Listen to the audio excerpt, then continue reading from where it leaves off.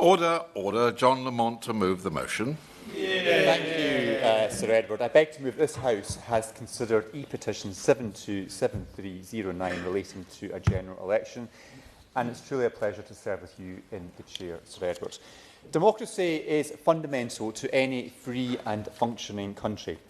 Every one of us in this House is here for one reason. Our constituents put their trust in us through the ballot box. We stood on manifestos, political parties made promises, and voters judged those promises and placed their faith in those they believed would honour them. That is why this petition matters. More than 1 million people have signed this petition calling for a general election, including 1,124 people in my own constituency in the Scottish Borders. Of course, it is important to be clear. Under our constitutional arrangements, a petition itself cannot trigger a general election. That authority rests with the Prime Minister, unless overridden by a vote of no confidence. Even so, I hope the Government will reflect carefully on the scale of this petition. Parliament considers many petitions, but the size of this one and the speed with which public support has been mobilised sets it apart.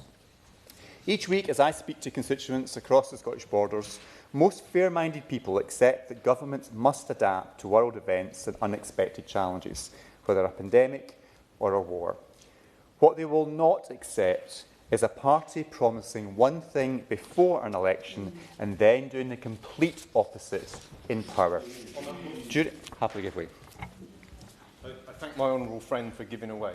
Does he agree with me that what Labour promised before the election, from farmers to publicans, is a complete betrayal? And that's why almost 2,000 of my constituents in South Shropshire have signed this, because they believe the government has failed and has betrayed the British people. Yeah. My honourable friend is absolutely right, and that word betrayal I'm going to return to later, but I think it's the real sense of what was promised before the election has simply not been delivered. Now, during the 2024 general election campaign, Labour promised one thing above all else, and that was change. Well, Sir Edward, we have certainly seen change, but it is not for the better. On the morning of Friday, the 5th of July 2024, the new Prime Minister stood on the steps of Number 10 and promised a government of service. He promised to put the country before party. He promised not to raise taxes. You're not saying aye, aye now, are you? He promised accountability and transparency. But the question many of us are now asking, service to whom? To his hard left backbenchers? To his trade union paymasters?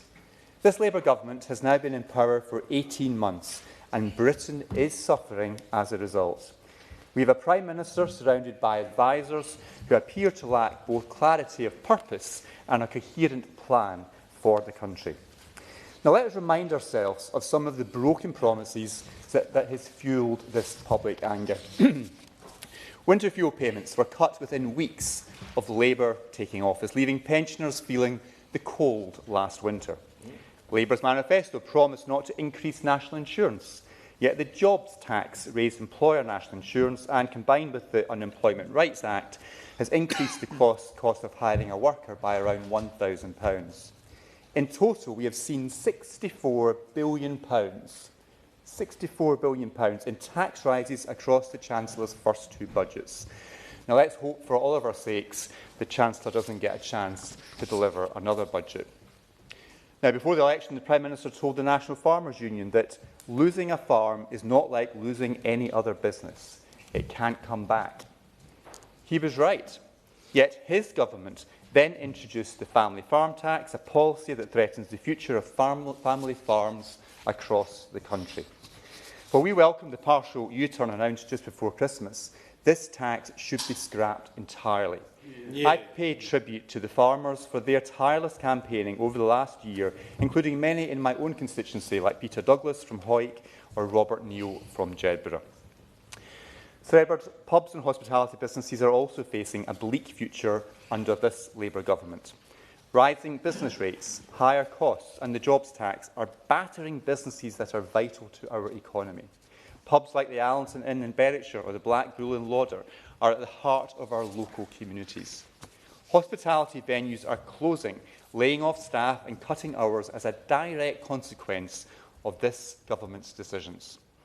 While the number of pubs remained broadly stable up to the year 2024 following the Chancellor's jobs tax announcements, closures accelerated in the first half of 2025 at a rate of 2 venues per day. By mid-2025, there were 374 fewer pubs than at the start of the year. Illegal immigration is another clear example of failure. The Prime Minister promised to smash the gangs. Instead, small boats crossings rose by 13% up in Labour's first full year in office. Last year, more than 41,000 people entered the United Kingdom illegally, with 32,000 now housed in asylum hotels at the taxpayers' expense. Now, that outcome is hardly surprising, when one of the government's first acts was to scrap the deterrent to discourage illegal migrants from heading to the UK. Now, we know deterrents work. The previous Conservative government reduced the Albanian small boats crossings by over 90% through a returns agreement. We now have a Home Secretary who talks tough, but a government too weak to make the difficult decisions needed to fix the problem. Labour also promised to take back our streets and recruit more police officers. Instead, there are now 1,316 fewer police in England and Wales than when they took office. And then we have digital ID, something people did not vote for, did not want, and do not need. Now, innovation has its place, but we should not mandate ID for law-abiding citizens or exclude those who choose not to participate from their full rights. I thank my honourable friend for giving way. I've made clear my views of the authoritarian approach of digital ID, but many constituents in South Shropshire would be excluded because of remote connectivity. Does he see this as a major issue? My honourable friend is absolutely right. I mean, not only is it something that was not discussed before the election, it's something I don't think there's any public support for, but in rural constituencies like the constituency he represents and those communities that I also have in my constituency, there's a real issue with connectivity and how it will work in practice, and people may be deprived accessing vital public services as a consequence, if you believe some of the things that some Labour MPs are hoping this ID system will achieve. Now, Sir Edward, this government has been blown off course with multiple U-turns on income tax, on WASPI compensation, on welfare reform, and even on the long overdue inquiry into grooming gangs. The list grows longer and longer by the day. This government is riddled with chaos and scandal. Ministers resigning over fraud, corruption allegations, tax issues and ethical failures, right up to a Prime Minister who claims excessive freebies. Britain deserves better. Now, from my emails, surgeries and doorstep conversations, I know colleagues will recognise the same mood across the country. Disappointment, anger and a profound sense of betrayal. That word, betrayal, comes up time and time again. Now, Labour members opposite should reflect carefully on why so many people feel that way. The government's response to this petition was to dismiss it and to dismiss the voices of the more than 1 million people who signed it. Those concerns should not be brushed aside simply because parliamentary mechanisms do not allow this House to act on them directly. This government is giving the impression that it believes itself to be above public opinion. We, on this side of the House, will not allow that. Will my honourable friend allow me? Happily. I'm Francois. As he knows, of the top 10 constituencies in the country, in terms of numbers of people who've signed the petition, 7 of those constituencies, including my own, were in Essex. That's how unpopular Labour is in Essex. Does he think that might have anything to do with why Labour councils want to cancel the local elections in Essex in May, or is it just an amazing coincidence? my honourable friend makes an excellent point. Of course, we had a previous petition this time last year on a similar subject, when again millions of people were signing it. I think again Essex was at the top of the league table in terms of the numbers of signatures to those petitions. But I think more broadly across the country, and I'm a member of the Petitions Committee, which is why I am presenting this on behalf of the committee. There's a few other members of the Petitions Committee here today. I mean, we deal with petitions every single week, but very, very rarely do we see petitions attracting this level of support and this level of public participation, such as the sense of anger and betrayal that people feel out there in the country. Now, as I was saying, the Conservatives will continue to challenge and force reversals of damaging policies, just as we have done on the winter fuel payments, the family farm tax and the grooming gangs inquiry. Sir Edward, Labour promised to be different, but instead they have presided over a catalogue of broken promises, scandals and policy announcements that no one supports. Happily give way. In preparing for this e-petition debate, I clicked on to the House of Commons library service, which did invite members to look at a government tracker. It was a full-fact registered charity and independent fact-checked organisation. Can I ask if the honourable member clicked on that and looked at that finding in relation to the 86 pledges from the Labour Party manifesto? I've not looked at that particular facility. I'm here to represent the million people who have signed the petition calling for an immediate election. And for all the people that I speak to each week in my constituency who are fed up with the U-turns and the betrayals and the chaos that this government, the party that he represents, is presiding officer over. And I will make no apology for standing up for those people and putting the case that they have asked me to make on their behalf. Now, the party opposite and the government opposite may still have the votes, as he has demonstrated, but they have lost the country.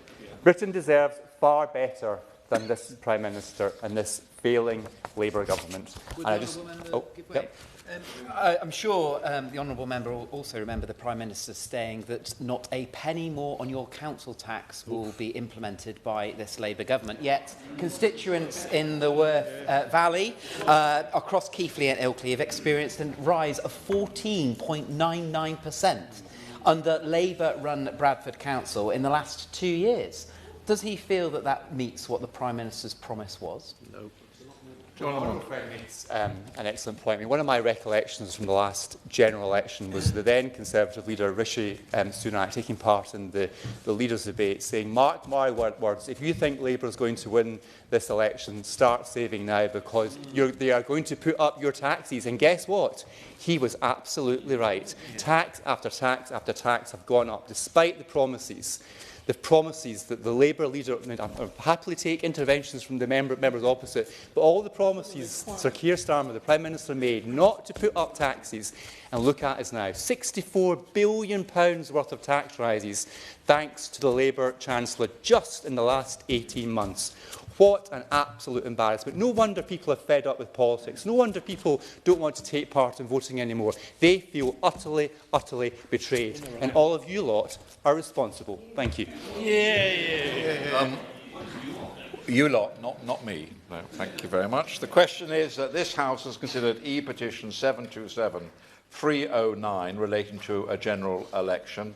I'm not going to impose a time limit, but you can see there's quite a lot of people trying to speak, so I'm sure you'll be considerate to colleagues, and we'll focus on the petition, on the need for a general election, and I'll call Patrick Hurley first. It's a pleasure to serve under your chairmanship. This petition presents itself as the voice of democratic urgency. In truth, it's something we're far more familiar with, and something that is far less noble. It's nothing more than the collective stamping of feet, accompanied by the online equivalent of the call and response of what do we want and when do we want it. We've all encountered this impulse before, or at least those of us who are parents have. It's an impulse pandered to by the Tory MPs here today. It's the impulse of the toddler. But a democracy cannot be run like a nursery.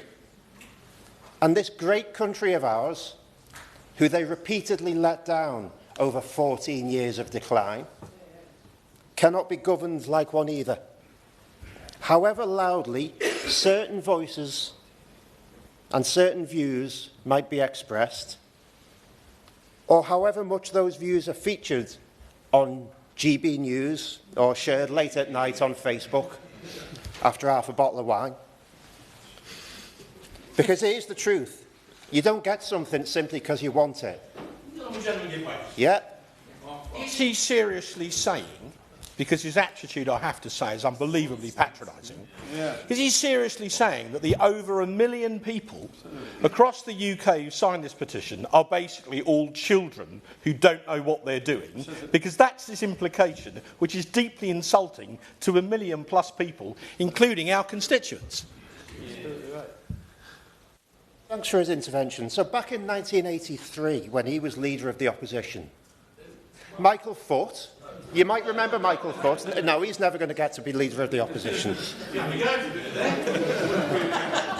Michael Foot thought he was storming to victory back in 1983.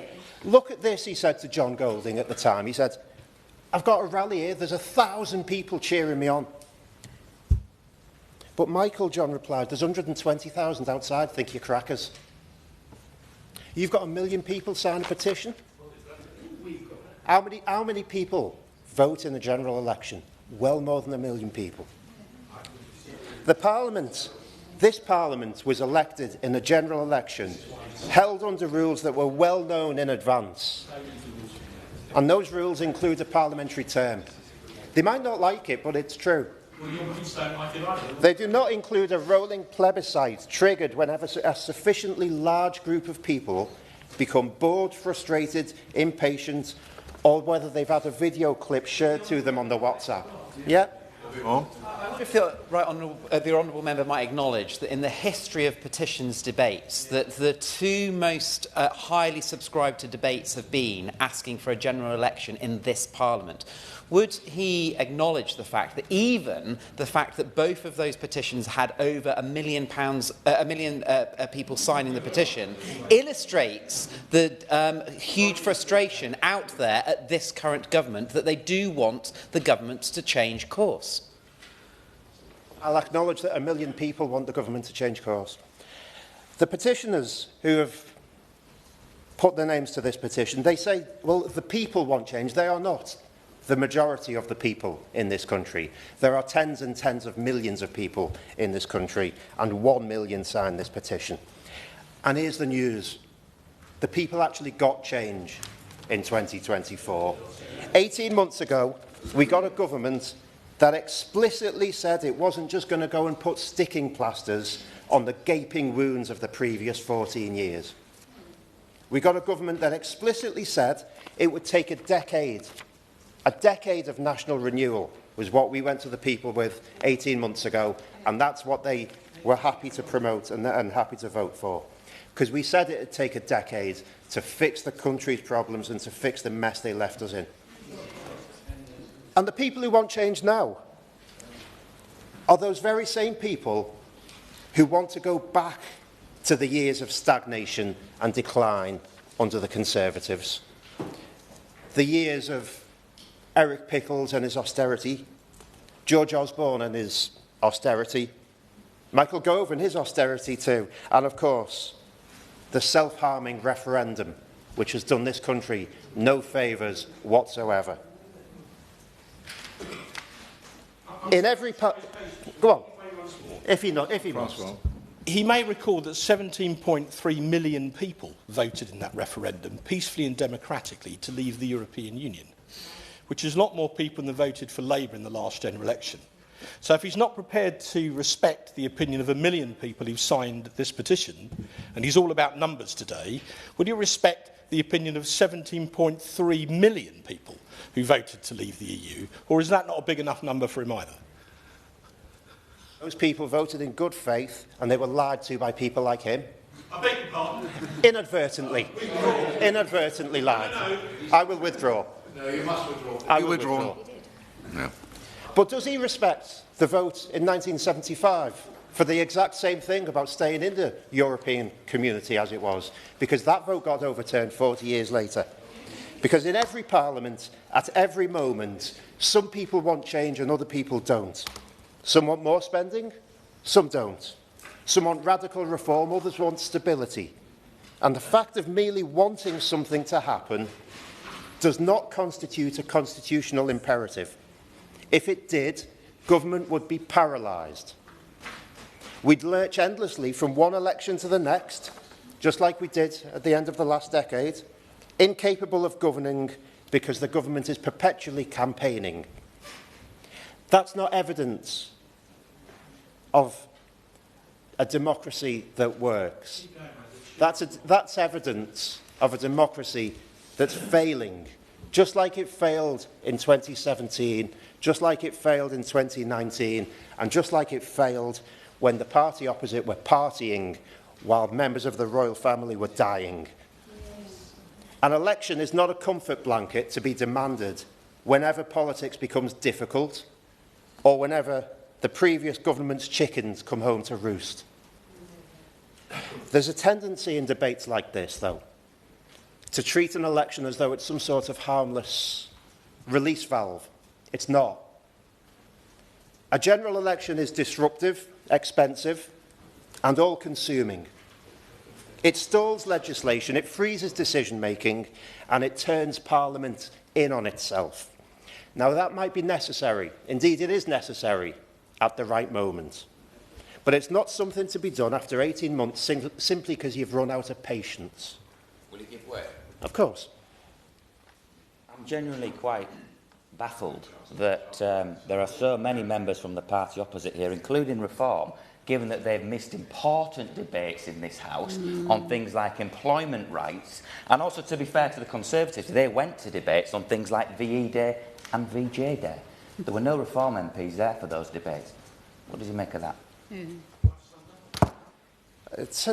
It looks like Reform only turn out when there's something in it for them, as far as I can see. We should be honest about what this petition represents. It's not a considered proposal for better governance of this country. You can tell that by the way they're giggling behind the hands on the other side of the room. It's not accompanied by a constitutional argument that we want to change this place to make it better. It's not accompanied by any sort of legislative necessity either. It's simply an expression of dissatisfaction at how long it's taken the new government to fix the problems that were left behind after 14 years of chaos, division and decline caused by the party opposite.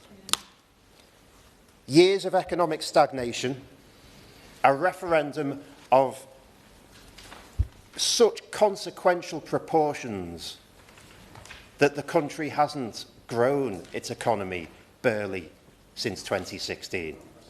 And a Tory government that was more concerned with looking after itself than with looking after the most vulnerable in this country. Doesn't look like it. If adults behaved in their working lives the way this petition urges Parliament to behave, abandoning responsibility at the first sight of trouble, demanding resets whenever outcomes fail to please them, we'd call that irresponsible, we'd call it childish, we would not reward it. Democracy requires more than just knee-jerk, reflexive wanting. To indulge every demand for an immediate election is not to respect the voters, it's to infantilise them. I won't. The House should do better than that. Thank you, Sir Edward. Ollie Glover. Thank you, Sir Edward. It's a pleasure to serve under your chairship. And can I thank the honourable member for Berwickshire, Roxburgh and Selkirk for his very eloquent introduction of this important topic. Now, over 1 million people have signed this petition, and of those, 4,929 were my constituents in Didcot and Wantage in Oxfordshire. And I just want to start by summarising some of the reasons that they gave when they wrote in to me for why they have asked for this general election and indeed this debate. In no particular order, the some people feel that the impact of this government on small business and economic growth is too much to bear. For example, a small business owner considering having to close his business as a consequence. For some, it was more international matters, concerns about the government's approach to the Gaza situation, as an example. But others still felt that working class people have been disregarded and betrayed by this government, given what was promised before the general election. And for others, again, there was an overriding feeling of dissatisfaction and general incompetence. And some were concerned about the impact of VAT on school fees, in particular those who send their children with special educational needs to private institutions.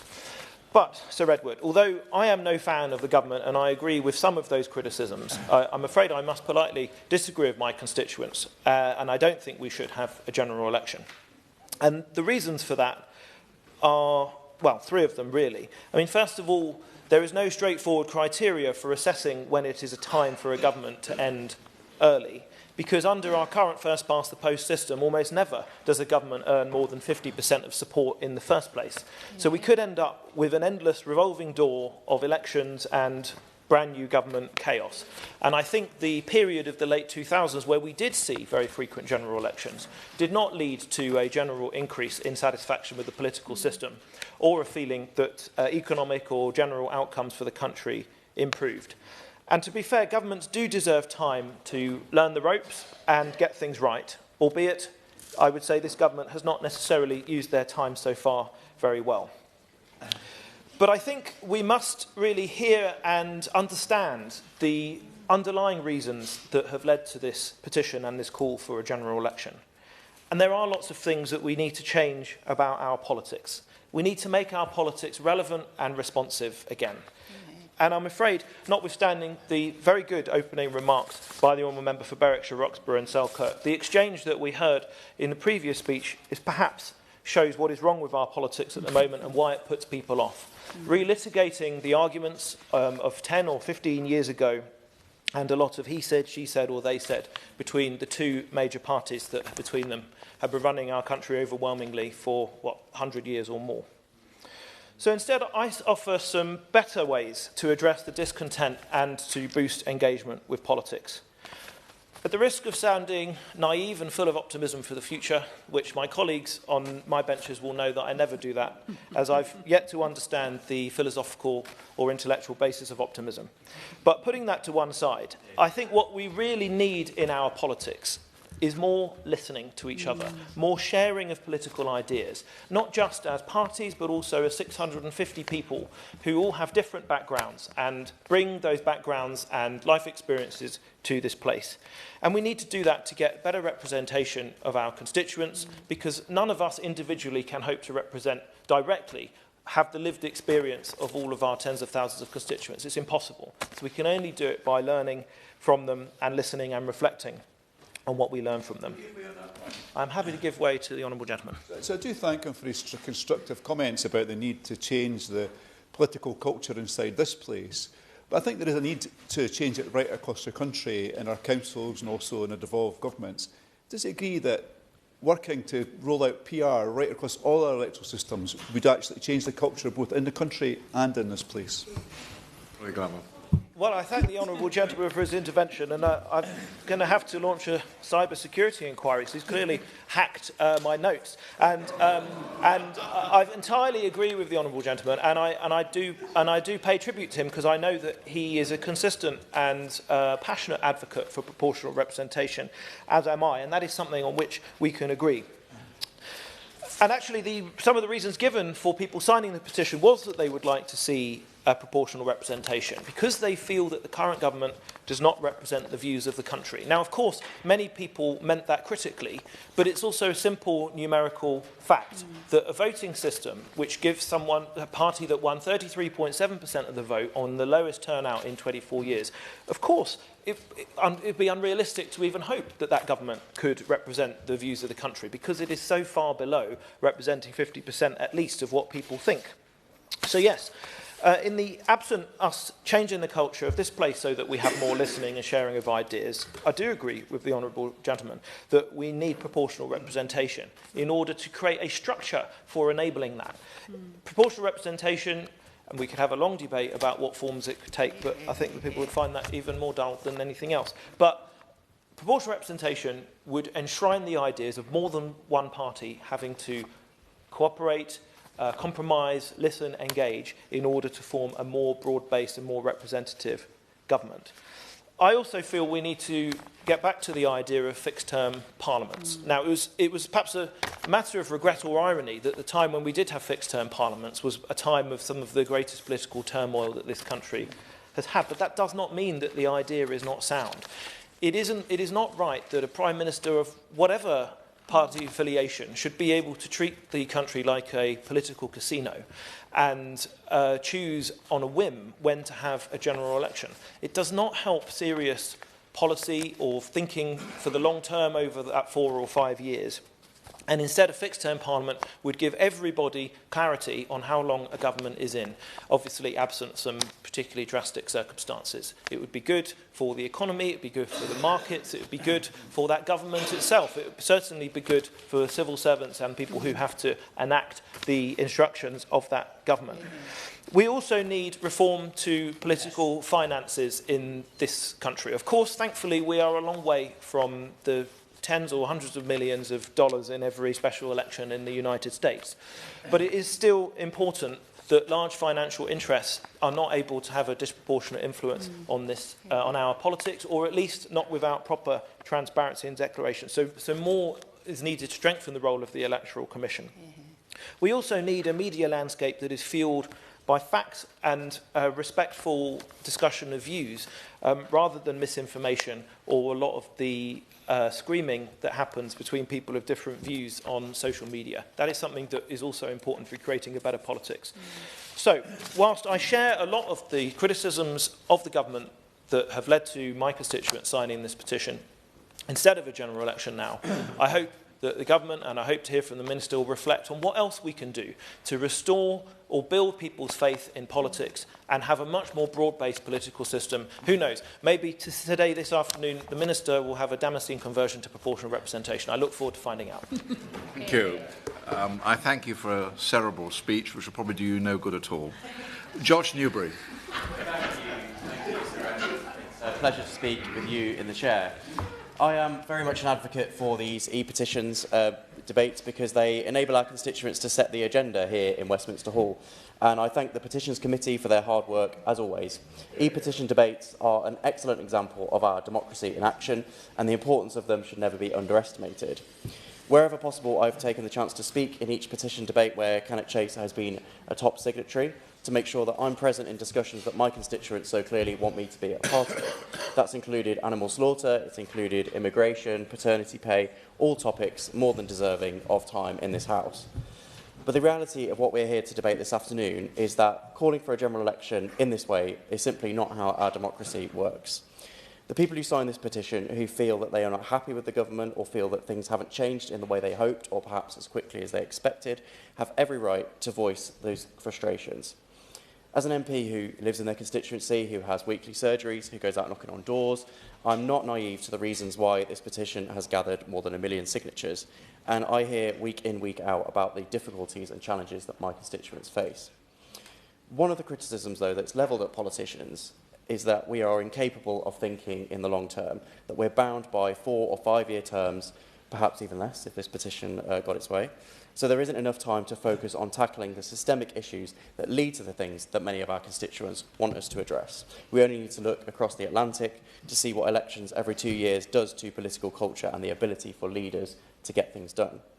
And indeed, so many of us on this side of the House talk about the last 14 years, not only because of the decline we feel and a great majority of the public feel Britain suffered during that time, but also because the short-term thinking during those 4 terms, which led to mammoth challenges like a crisis in the public finances, crumbling infrastructure, prisons at bursting point, the NHS on its knees, immigration at over 1 million net a year, small boats crossing the Channel, asylum hotels, the list goes on.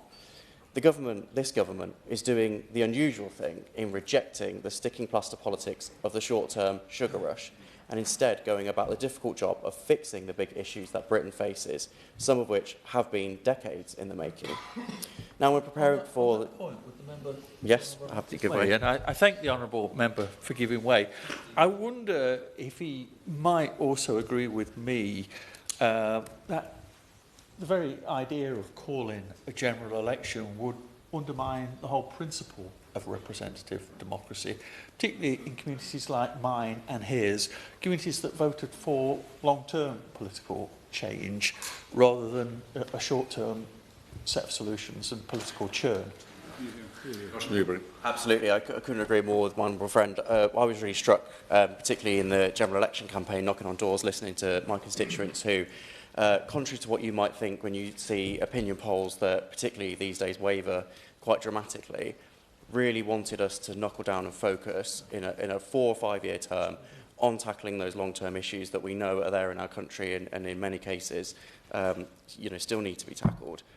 And when I was preparing for the debate, I wondered whether Prime Ministers of yesteryear, where they'd been after 18 months into their tenure. So I had a look, and Margaret Thatcher, who I will never praise, but who I think is fair to say did make decisions with a belief in doing the right thing rather than the popular thing, was in fact 13% behind in the polls in the December of 1980. John Major was a whole 22% behind. Tony Blair was actually 28% ahead, and happily undermining my point there. But then Gordon Brown was 7% behind, David Cameron was a few percent behind, and then the right honourable member for Richmond and Northallerton was 23% behind, and just a month later, of course, decided to call a general election.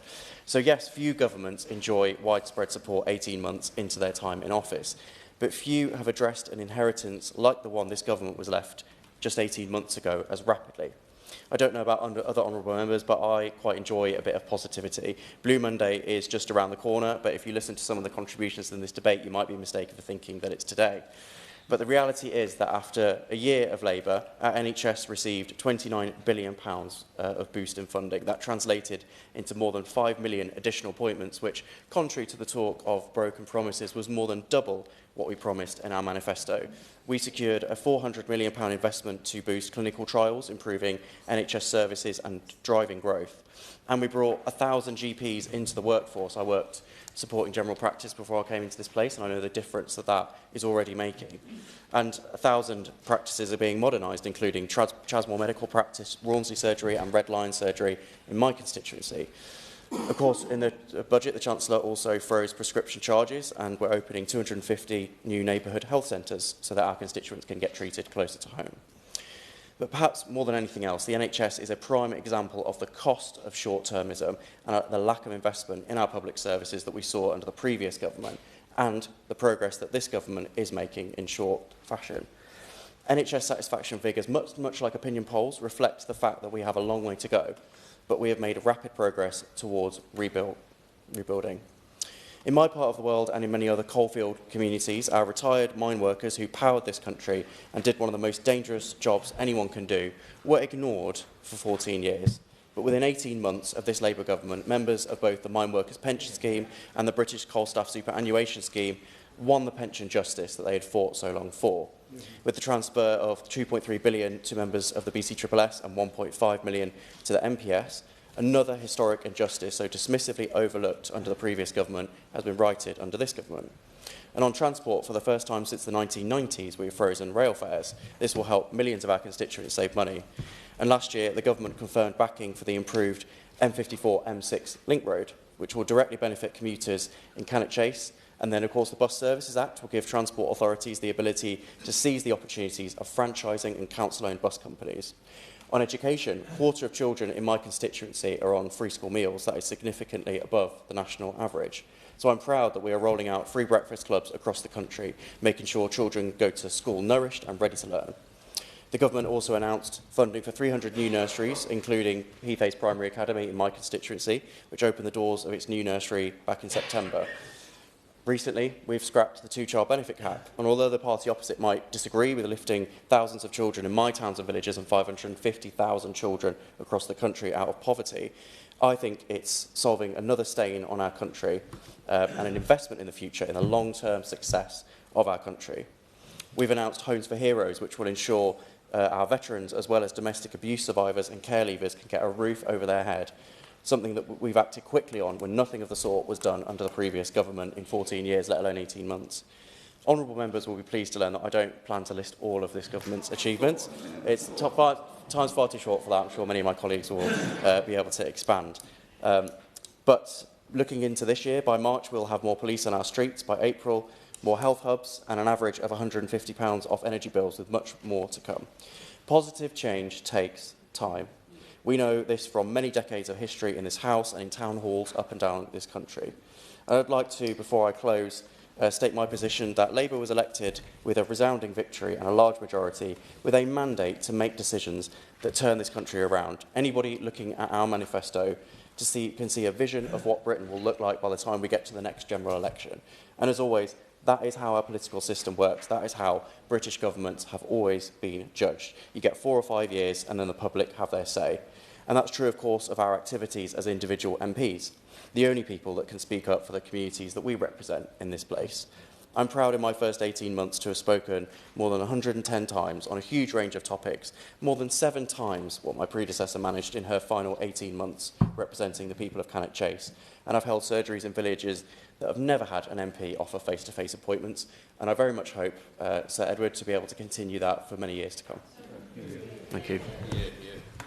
Order, just to remind colleagues that this is a debate about a general election, so we want to keep it focused on that. Harriet Baldwin.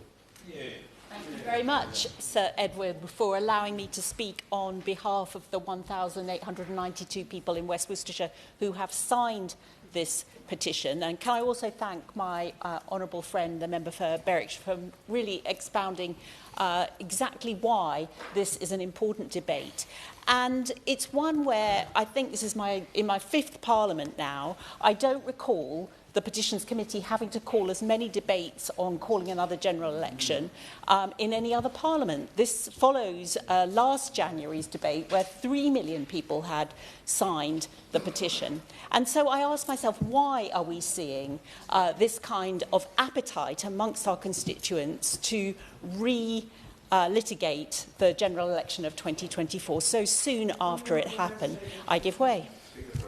I believe I just heard the honourable member say that there had been a petition with 3 million signatures last year and 1 million signatures this year. If that's correct, does that mean that the number of people calling for an election has fallen by 2/3? I think that's probably 4 million people who have, in this length of time, signed this petition. So I would encourage the member to dream on that one.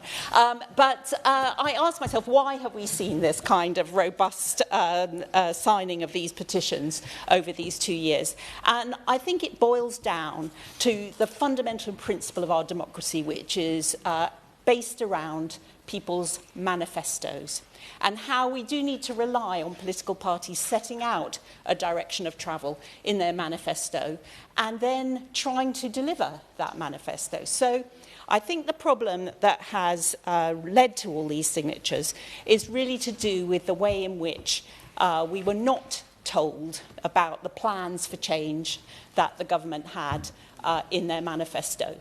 I could go on for the whole of this debate about just the tax changes alone, because of course we were told in the general election that the government had no plans, if they were to win the election, to raise taxes beyond what was outlined in their manifesto. And then within months of that, in the first budget, the Chancellor raised taxes by an astonishing £40 billion a year for the duration of this Parliament, and public spending by a further £30 billion, so a total of £70 billion a year increase in public spending, something that had been deliberately not stated during the general election campaign. But I won't spend my time talking about taxes. We've got would he like to intervene on taxes? About people not being told about things at a general election. I just wonder how many people were told in the 2019 election that the Prime Minister would be replaced by then Boris Johnson, would be replaced by Liz Truss, and then replaced by Rishi Sunak. Isn't the point that things change over the course of a Parliament, and surely the change of a Prime Minister would be more merit for the calling of an election than the things that the honourable member has cited?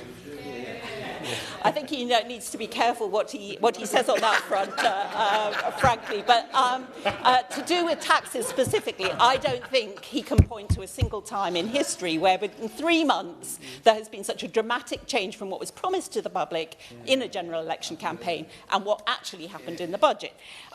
But I'm actually going to focus on the non-tax matters. We've got lots of votes on taxes over the course of the next few days. I'm going to raise some of the other things that this government has chosen to do in its first 18 months, which were decisively not in the manifesto. I would point to giving away the Chagos Islands and paying Mauritius to take them as a particularly egregious example not set out in the Labour manifesto. I would point to the fact that on multiple occasions now, elections are being cancelled. Local, incredibly important local elections are being cancelled, and that was certainly not in the Labour manifesto. I would point to the fact that it is going to be a feature of this government that they're going to propose curtailing jury trials. Something I noticed silence now on the government benches, but this is something that again was not in the Labour manifesto. I suppose you could grudgingly accept that purging political opponents from the other place was somewhat in the manifesto, but I don't think that stuffing the other place with political supporters to replace them was. I don't think cutting press conferences for the access to the press was in the Labour manifesto. I don't think introducing digital ID was in the Labour manifesto. I don't think rolling out an extensive increase in facial recognition on our streets was in the Labour manifesto.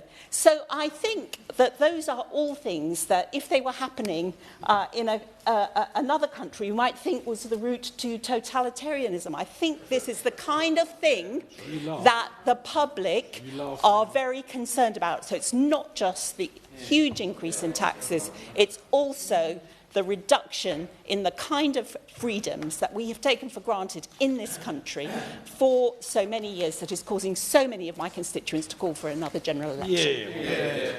Alistair Strathern. Thank you, Sir. It's a pleasure to serve on your chairship. It's now just over 2 years, I think, since I was first elected to represent the community I live in, and there's really no greater privilege, I think, than getting to be here and stand up for our constituents' concerns, and particularly at a time when the stakes can feel like they are so high. I want to start in that spirit by thanking everyone who engaged in this petition and brought this debate to the House of Commons here today. As my honourable friend, the member for Cannock Chase, pointed out, petitions are an incredibly valuable way of ensuring that the public have an opportunity to continue to set the agenda in this place. And while I'm sure there is a great many things that I might disagree with some of the signatories on in terms of politics and policy, fundamentally I think we probably share a view and a concern that for a very long time, over successive parties, people have began to worry that politicians haven't always done a good enough job of serving them, their priorities, and haven't shown themselves sufficiently capable always of delivering the change they're looking to see. And I don't think there's a single member in this House who should feel comfortable with the trend that we've been seeing over decades now in terms of public attitude to politicians and disillusionment with politics generally as a force for good. Now, the general election over 18 months ago was not the first general election campaign I've taken part in, not even the first. I stood in to be an MP, having had the opportunity, thanks to Nadine Dorries, to stand a little bit earlier in the last Parliament. But it was probably the one, I think, where the stakes felt highest, where the urgency of people's concerns about the challenges they were facing across our communities and their growing disillusionment about politicians' ability to affect them felt most acute.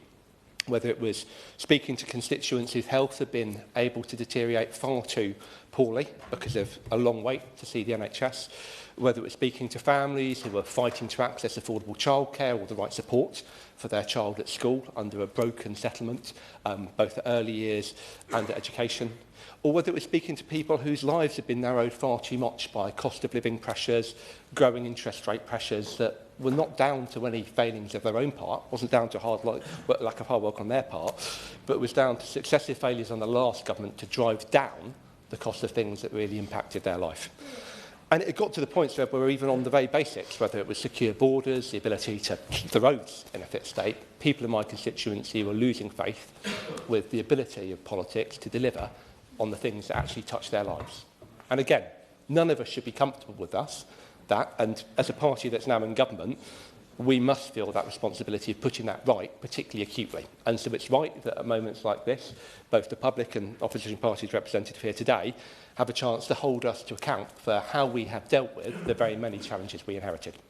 And there's no getting away, so from the scale of some of those challenges that we've had to grapple with. Whether it's the fact that an NHS that already on its knees was looking at cutting appointments further, just at the time that needed to be putting back up, which was revealed to the Health Secretary just weeks into office, whether it was the fact that our prisons were about to spill over, a fact known to the last government but not revealed to the public at the last general election, if we're talking about transparency going into elections, and the fact that the public finances were in an even tighter space, as validated by the feedback from the OBR, than they had been shared previously going into that general election. Those are all incredibly difficult circumstances to inherit. Now, they make me very angry, just as it makes the public understandably frustrated sometimes hearing about them. And I hear that frustration. I don't want to spend my time talking about challenges. I want to spend my time talking about solutions. But if we're going to be serious about putting right so many of the very real failings we inherited as a government, we have to start by being frank with the public about the real mess that we inherited and facing up to the really big and difficult choices needed to start putting right so many of the challenges that the last government ducked for far too long, right up to the calling of the general election. Only the last Prime Minister will know why he chose to go to the country early, but I don't think anyone in this room can credibly claim it was because he believed on his part things were only going to get better in the remaining time he had in office. And that in and of itself is a pretty damning indictment of the trajectory of the country that we inherited. Now, faced with all of that, we've absolutely had to start doing things that go beyond what we'd originally intended having to do in our last manifesto. It's not an easy thing to have to do as a politician, but I think it's the right and the brave thing to do when the circumstances dictate big, difficult choices to step up and meet the needs of those moments. To not shy away from the fact that if we weren't going to find ways to invest billions more into the NHS, a situation that was already too difficult for too many of my constituents was only going to get worse. To make sure that we were investing in the things that right across my constituency were already starting to show people that the state wasn't working, whether it was putting more money into SEND provision, whether it was investing back in fixing crumbling schools, or whether it's a record settlement for repairing roads, starting to fix thread by thread the fabric of the broken Britain that we'd inherited, and hopefully, over time between now and the next general election, start to be able to demonstrate to people that, yet again, politics can be a force for good. Now, there are very many individual things that I'm incredibly proud of over the last year that we've been able to deliver, whether it's investment into my local hospital and create new and expanded GP surgery places, meaning that we can deliver more appointments and deliver some of the fastest falls and waiting lists across the country. In my area, I know that will making a real difference to the people who've already been seen. Whether it's investment in extra nurse provision, free breakfast provision, making sure that we're investing in the expanded SEND places that my community needs. Again, there will be families' lives who've already been touched for the better by the change this government's brought. And from the record investment that we're now putting into fixing some of our broken roads to the greater devolved transport powers around buses that we've given to Hertfordshire County Council, I know for too many constituents where they've seen for too long now issues with transport, issues with public transport, issues with driving around, we are starting to invest in things that over time will show them that politics can be a force for good on their priorities again. Now, I won't want to pretend for 1 second that any of those choices, any of those individual changes will have touched everyone's lives in my constituency yet, nor will they completely have delivered the scale of change that we need to be able to show by the next general election. But they are down payments on the promise we made at the last election, and they are down payments on the causes that I'm committed on behalf of my constituents to continuing to campaign on every day that I'm lucky enough to serve in this place. Now, I do not know when the next general election may be, but I'm pretty confident in saying it's unlikely to be this year. And so while I can't promise that I'm going to agree with the petitioners on that urgent ask, I can promise them that, along with all of my colleagues, every day that I'm lucky enough to serve here, I will be working to tackle not just those individual issues, but the wider cause of disillusionment that caused them to sign this petition in the first place. I won't get everything right. I'm sure I alone will be making plenty more mistakes, however many years I've got left in this place. But I will always be looking to deliver on the intent of restoring that faith in politics, of restoring the public services they rely on, and showing them that, yes, under this Labour government, we will be delivering the change they voted for. We will be taking decisions day in, day out that will make a tangible difference to their lives over the years to come. And together, we can start to turn the tide on the managed decline and broken political settlement we've tolerated for far too long in this country. Thank you. Lee Anderson. It is indeed a pleasure to serve once again under your chairship. And let's be honest, if this petition was likely to trigger a general election, I doubt very much whether some of my former colleagues would be in the room today, because many of them would actually lose their seats. Well, we all make mistakes. We all make mistakes. And when we make mistakes, we should hold our hands up and say, sorry. And wherever I go in this country, and I travel a lot around this country every week, I get people saying to me that they're sorry. Sorry for voting Labour at the last general election. And they will never vote Labour again. They wish they could turn the clock back and vote for a different party. Normally, Reform UK. They do. I will give away, yeah. He talks about being sorry. I mean, so many people across the country voted Reform in local council elections on the basis that council tax was either going to be no increase or perhaps even cut. Now they're faced with rises at the very limit of what's legally possible. Is he sorry for that? Honourable gentleman, I'll just correct him slightly on that, Sir Edward. Nowhere in our literature, in our national literature, did anybody promise to cut council tax anywhere in the country. So he may want to just correct himself on that. But anyway, I get apologists apologising for voting Labour, and sometimes I get some people saying, you know, the odd lunatic might say they're going to vote for the Green Party. I get that. They're usually recaptured very quickly. But there is a glimmer of hope, Sir Edward, at the next general election, because this lot over here, they'll all be looking for jobs. But, of course, most of them, looking at them, are unemployable now. Absolutely unemployable, unless they fancy a job as a bailiff. Because, let's face it, all they've done over the last few years, 18 months, is gone into people's houses and take stuff off them, usually money from people's pockets. Absolutely disgraceful. They can shake their heads and grin if they want. They will not be forgiven, mark my words. Just imagine their next job interview when they're down at the job centre in a couple of years' time. And the interviewer, the advisor, says, what have you been doing for the past couple of years? Well, I can sum up their achievements already. For the past few years, they worked for an awful dictator. And under his leadership, we have illegal migration totally out of control. Our streets are filling up with criminals. And if you live in Birmingham, it's filling up with rubbish as well. We've got rats the size of small dogs roaming around Birmingham, feasting on tons of rubbish. They've closed pubs and restaurants. They've put 100,000 people who work in the hospitality industry on the dole. They've stolen... I'll give way, yeah. I'm very grateful. I agree with his points on the hospitality industry, how difficult that is right now. But just back to the point in terms of the promises at the May elections, last May elections, in terms of his party's commitment. I've got a leaflet in front of me with his party leader on there, which was for the May elections, which says we're going to reduce waste and cut your taxes.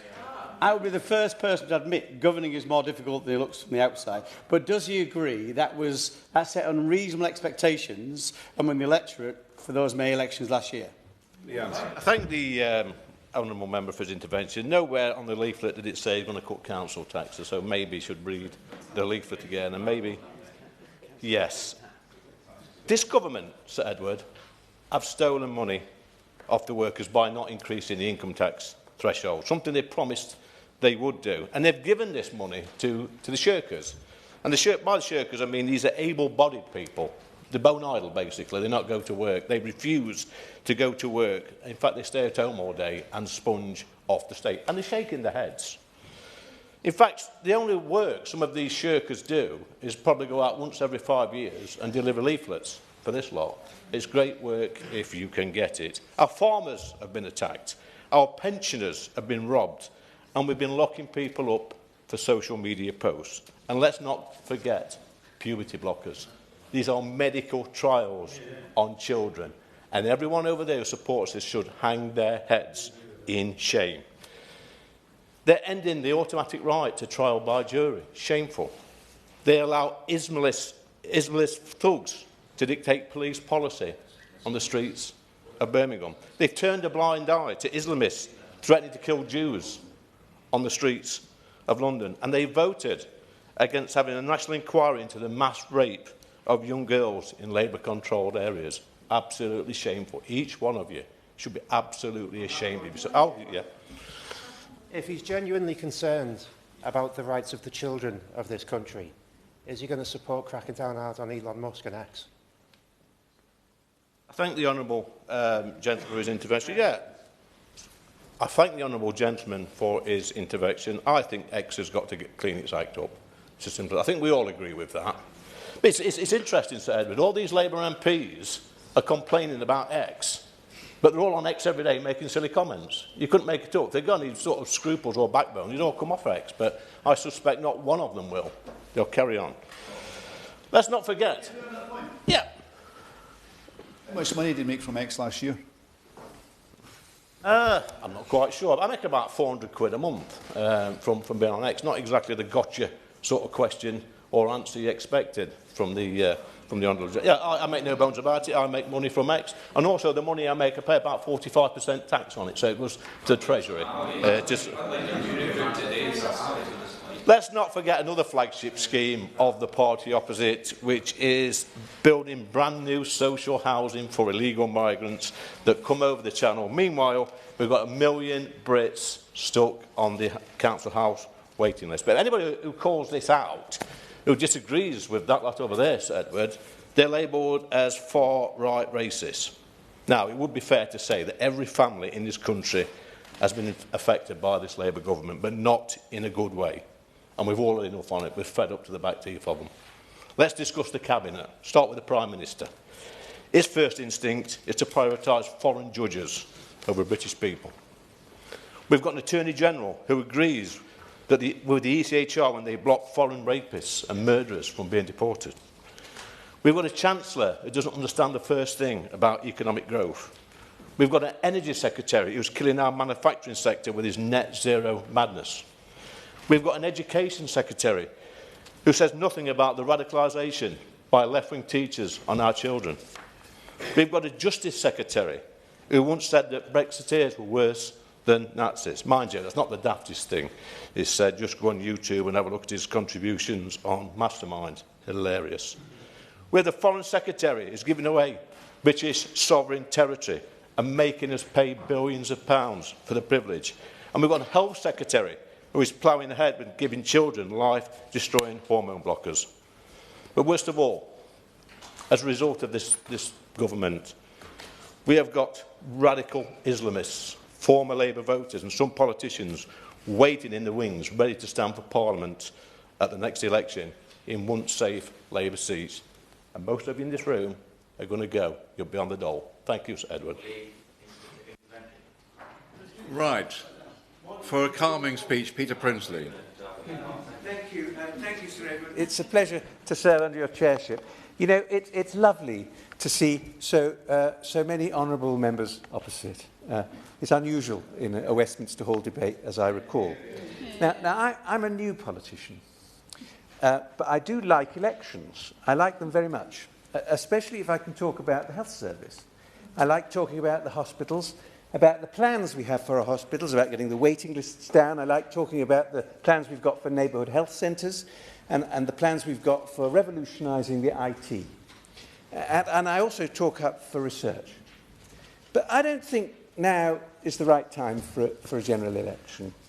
Because as the Health Secretary is fond of saying, although much has been done, there is much still to do. For I am sure that we will see great changes as we bring the public with us and we renew the NHS, as is our sacred duty. Now, I am an optimist, unlike the member opposite. Now, some will say that we are U-turners. But I say that we're a government that listens. We listen. We listen to my constituent, Roxy Marjoram of the One Bull, Bury St Edmunds, who met the Chancellor of the Exchequer and then wrote her a personal letter about the difficulties of the rate revaluation for the pubs. And I do understand that we will see some reversal of that. Or the farmers that I met just a few minutes ago in the lobby, farmers from Suffolk, who told me they were so happy with what the Prime Minister had said to increase the thresholds for the inheritance tax. So this is a government that does listen. Now some members opposite, perhaps, have been critical of the Prime Minister, and they say that he perhaps lacks vision. Now, I'm not sure quite what they mean by that. I say that he's the right man at the right time. Now, Mr. Boris Johnson, who you may remember, was previously described as a man with the wrong set of talents for his particular crisis. Now Sir Keir Starmer, I believe, is exactly the opposite. The world at the moment, the situation in the world is as hazardous as any of us can recall. Now, but I recall the man in a dinner jacket who I met at a dinner, a black-tie dinner, just a few weeks ago. He told me he's the chairman of a local Conservative association. He just wanted to tell me that as the world is at the moment, he believes that the Prime Minister is doing a completely brilliant job. And I believe that also to be the case. So let's not have a general election right now. My honourable friends opposite know very well that we mustn't have a general election. Thank you, Sir Edward. Robbie Moore. And it is a pleasure to serve under your chairmanship. And can I thank my honourable friend for Berwickshire, Roxburgh and Selkirk for opening this debate on behalf of the Petitions Committee, in which well over 1 million signatories signed this, a good proportion of which, Sir Edward, are from Keighley and Ilkley in my constituency. And they want me to speak on their behalf and make sure the point is reiterated that this debate is actually fundamentally about trust. Why? Because trust matters between that relationship between constituents and their MPs, but also with the government of the day. And let's take us back to the last general election, in which many Labour members were knocking on doors in my constituency, promising change, promising that they, if they were lucky enough to get into government, would not rise taxes on hard-working people, would not raise a penny on council tax, would return to a politics of service, and ultimately would deliver a strategy that was aligned to their manifesto. And what have we seen, Sir Edward? We've seen taxes rising on working people. We've seen council tax in my constituency alone raise by 14.99% in the last 2 years under Labour-run Bradford Council. Council tax, Sir Edward, increasing on hard-working people. We've seen portrayals, we've seen U-turns, and I will go into a few of those, because ultimately that is why this petition has had so many people signing, over 1 million people, because that illustrates the level of frustration that is out there amongst the wider population. And Sir Edward, we know that this is the second petition that the Petitions Committee has considered on this issue.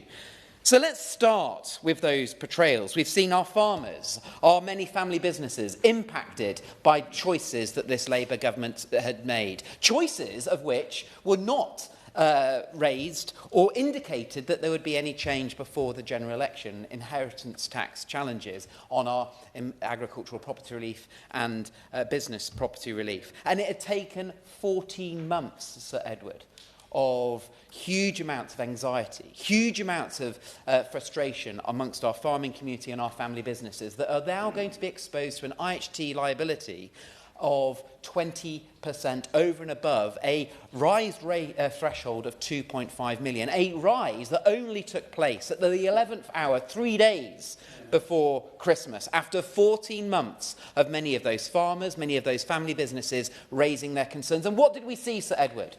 Labour MP after Labour MP go through the voting lobbies, backing the Prime Minister and the Chancellor's ambitions to increase tax on many of our hard-working farmers. And it only was one Labour MP, Sir Edward, that had the courage, the backbone, to stand on behalf of his constituents and tell the Chancellor that he did not agree with her proposals and the Prime Minister's proposals. All of those family businesses are being impacted by those IHT changes, whether you run a hospitality sector, a brewery, a manufacturing business, an engineering business. And Sir Edward, I was with one of those businesses in my constituency who make furniture, who had worked out and calculated that their BPR liability was already about 800,000. They employ 250 people in Keighley, and they are going to be directly impacted by this Labour government. And dare I say, this is something that they said they wouldn't even do, and it wasn't included in their manifesto. Betrayal that this Labour government has rolled out. And then, of course, so there is the... I will give way, yeah. I know that he's been a steadfast voice for the defence of the Ukrainian people. So would he agree with me that actually the biggest betrayal of all has been Nathan Gill, the former Reform leader in Wales, taking money from a foreign power? Doesn't he agree that that has been the biggest betrayal that this country has seen when it comes to our politicians?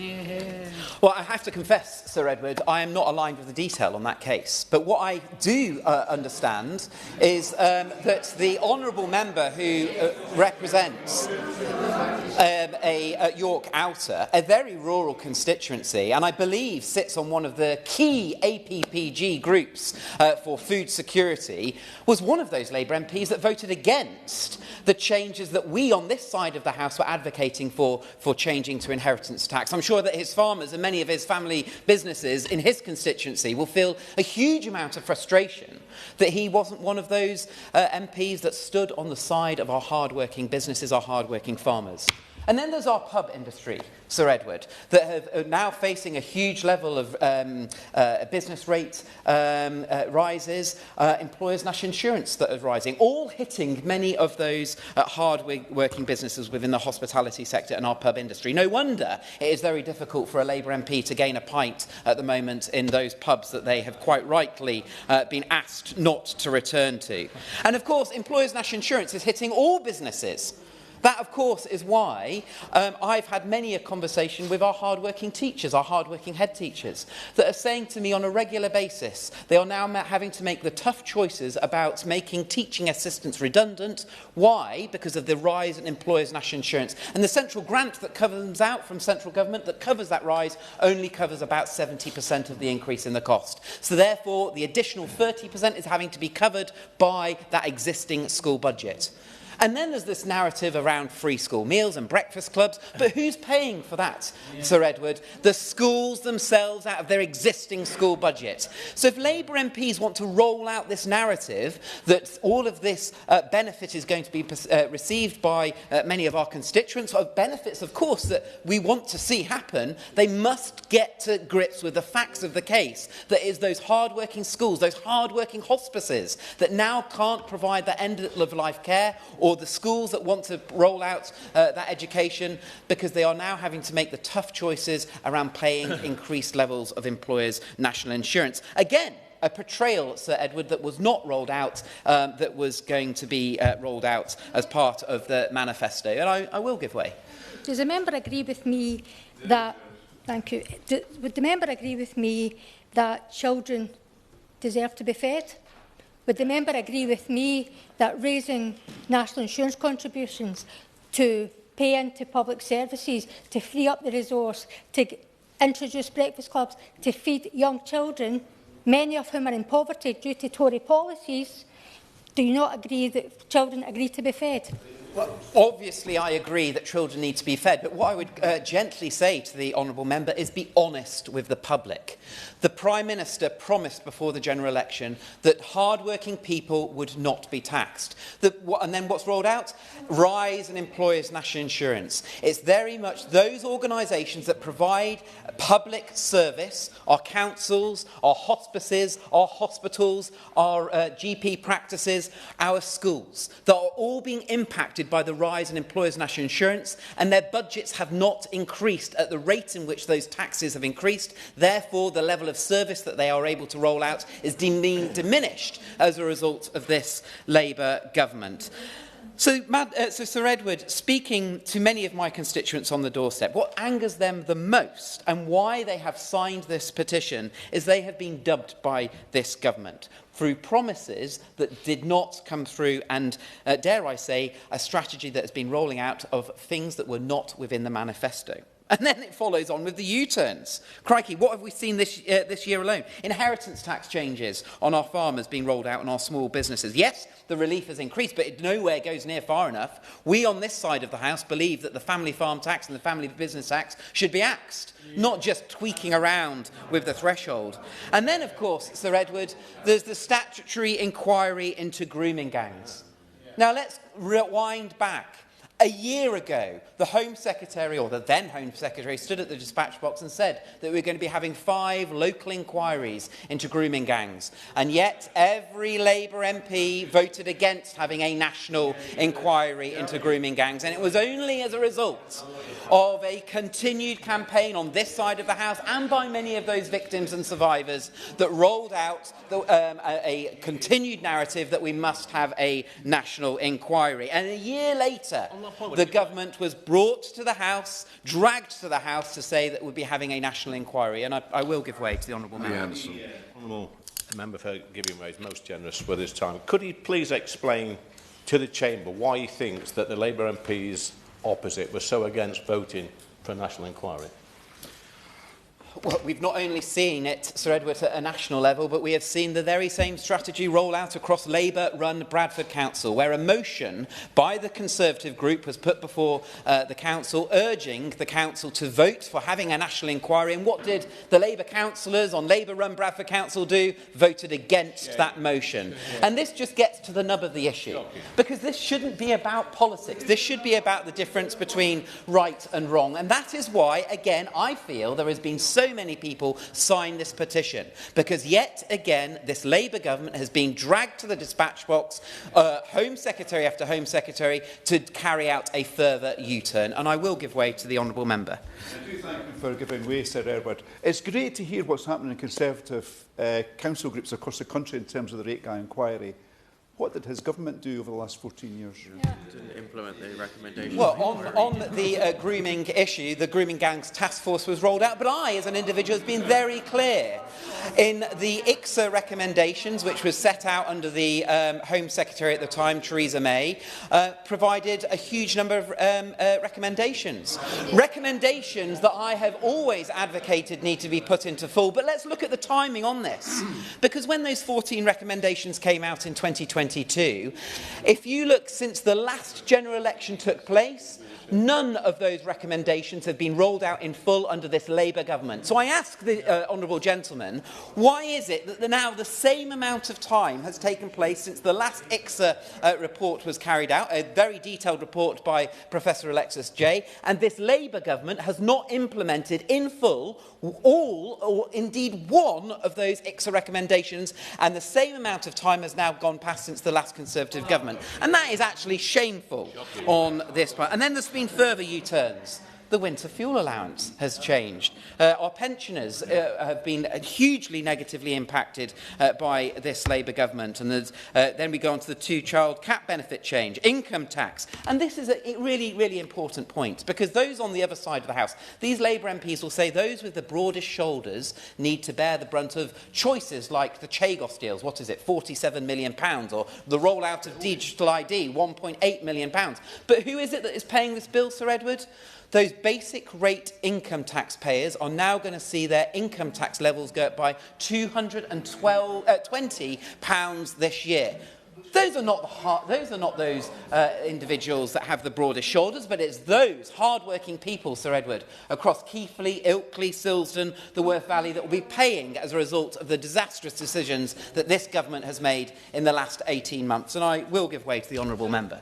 If I heard him just right, he was criticising us for the £280 tax burden faced by basic rate to taxpayers because of the threshold fees in effect this year, he will of course know that that threshold fees was in his government's manifesto going into the general election because it was part of their last budget settlement. Did he criticise it at the time?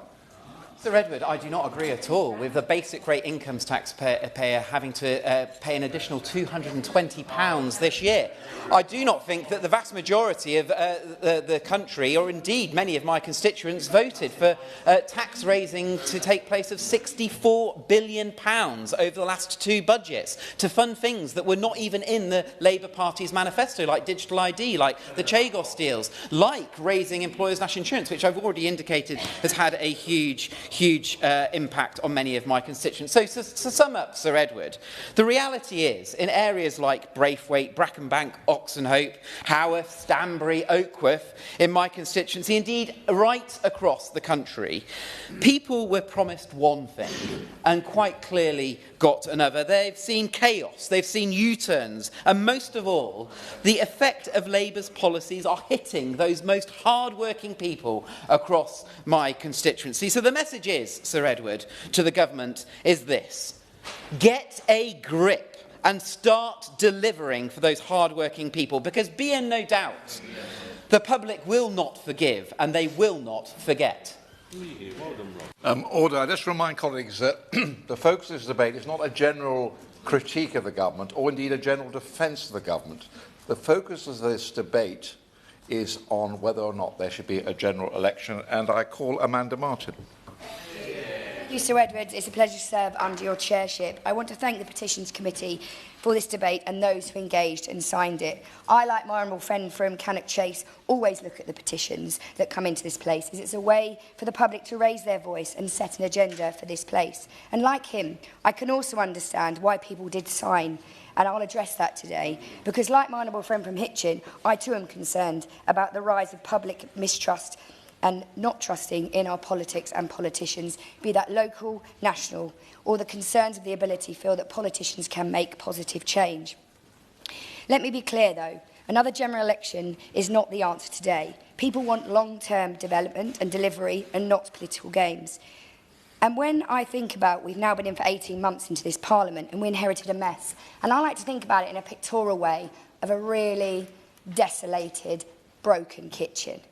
The plates are piled high, some are smashed on the floor, there's empty food, and some of the cupboards, the doors are falling off, and some are empty. The justice cupboard, though, was overflowing with victims waiting for their day in court. The education cupboard was empty because it was felt neglected, because it was just a lose, lose, lose to try and fix anything.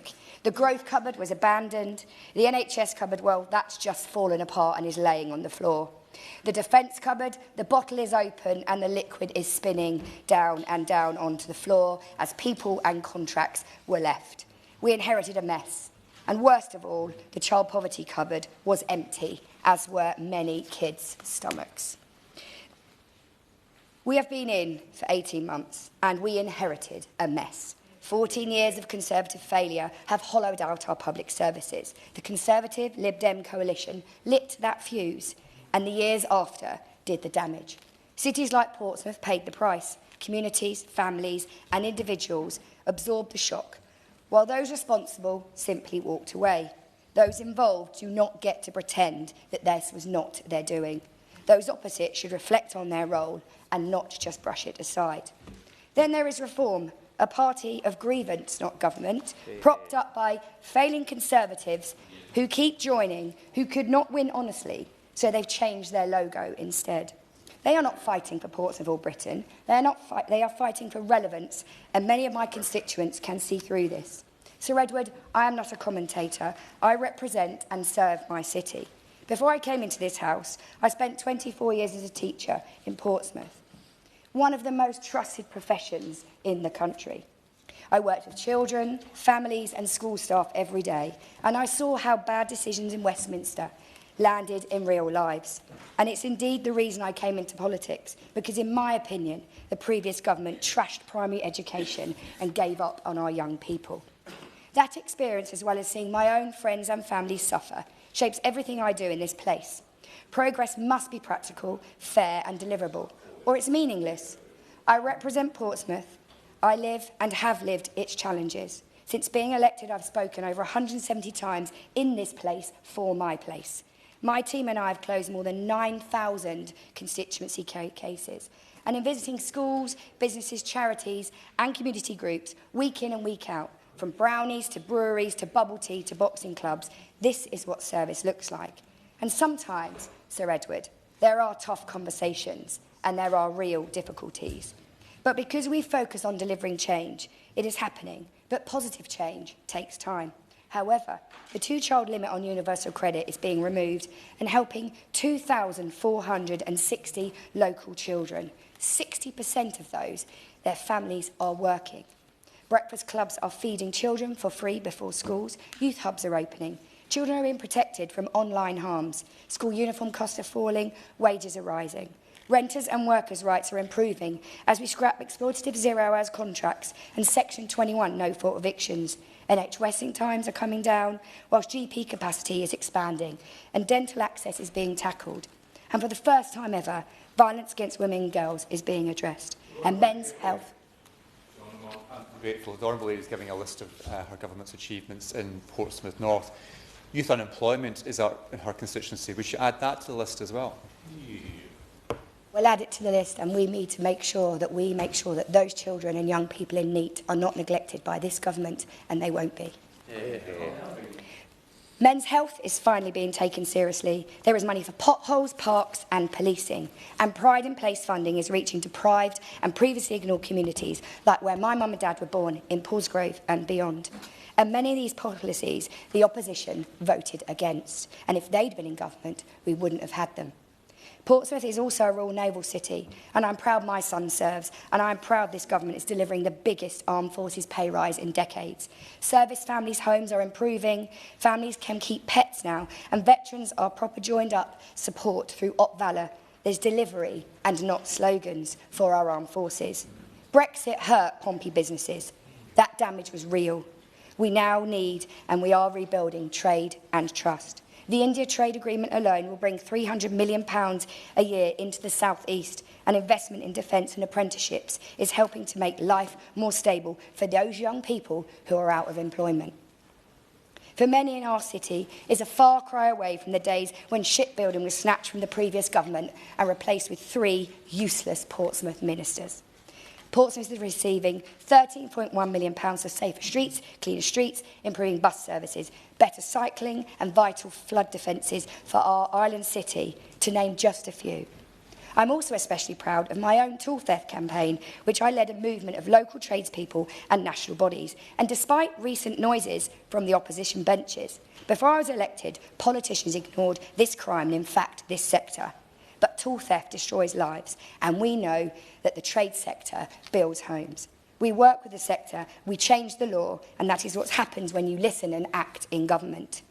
But do we have more to do? Absolutely, Sir Edward, we do. Always.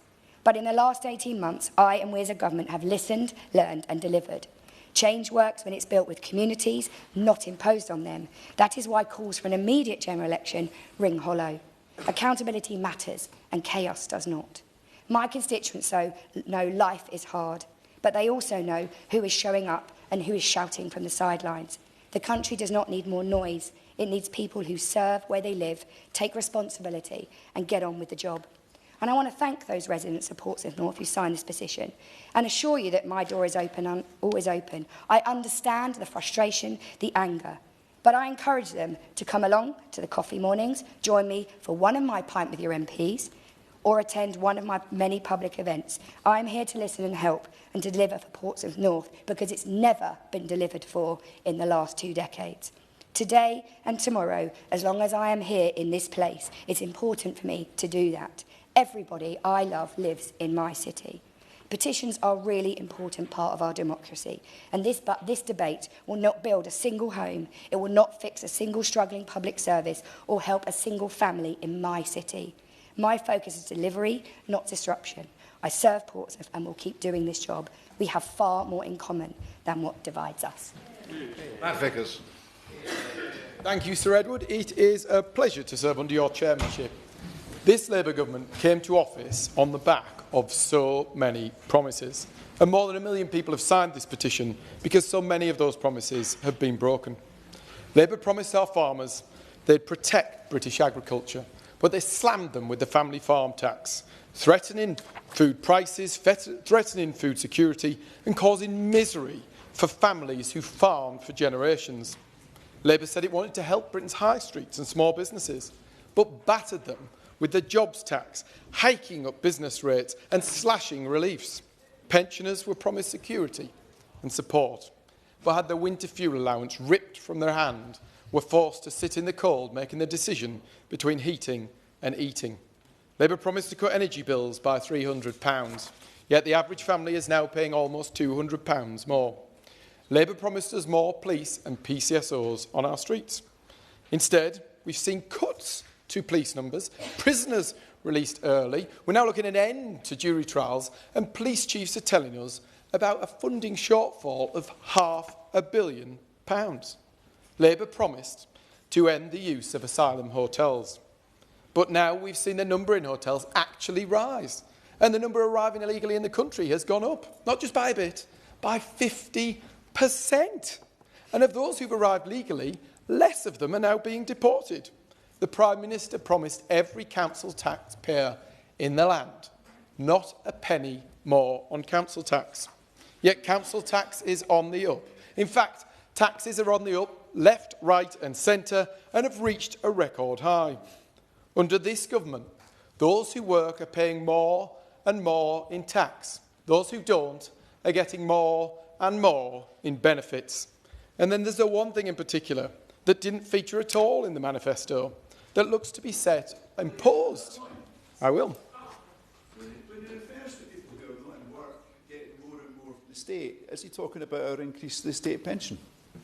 Talking about we're talking about the end, with the end to the two-child cap, the ever-increasing amount spent on benefits in this country, while hard-working people, the guys who get up early, who go out and graft all day, are paying more and more in tax. It's simply not fair. Yeah, then there's the one thing that wasn't in the manifesto, one of many actually, digital ID.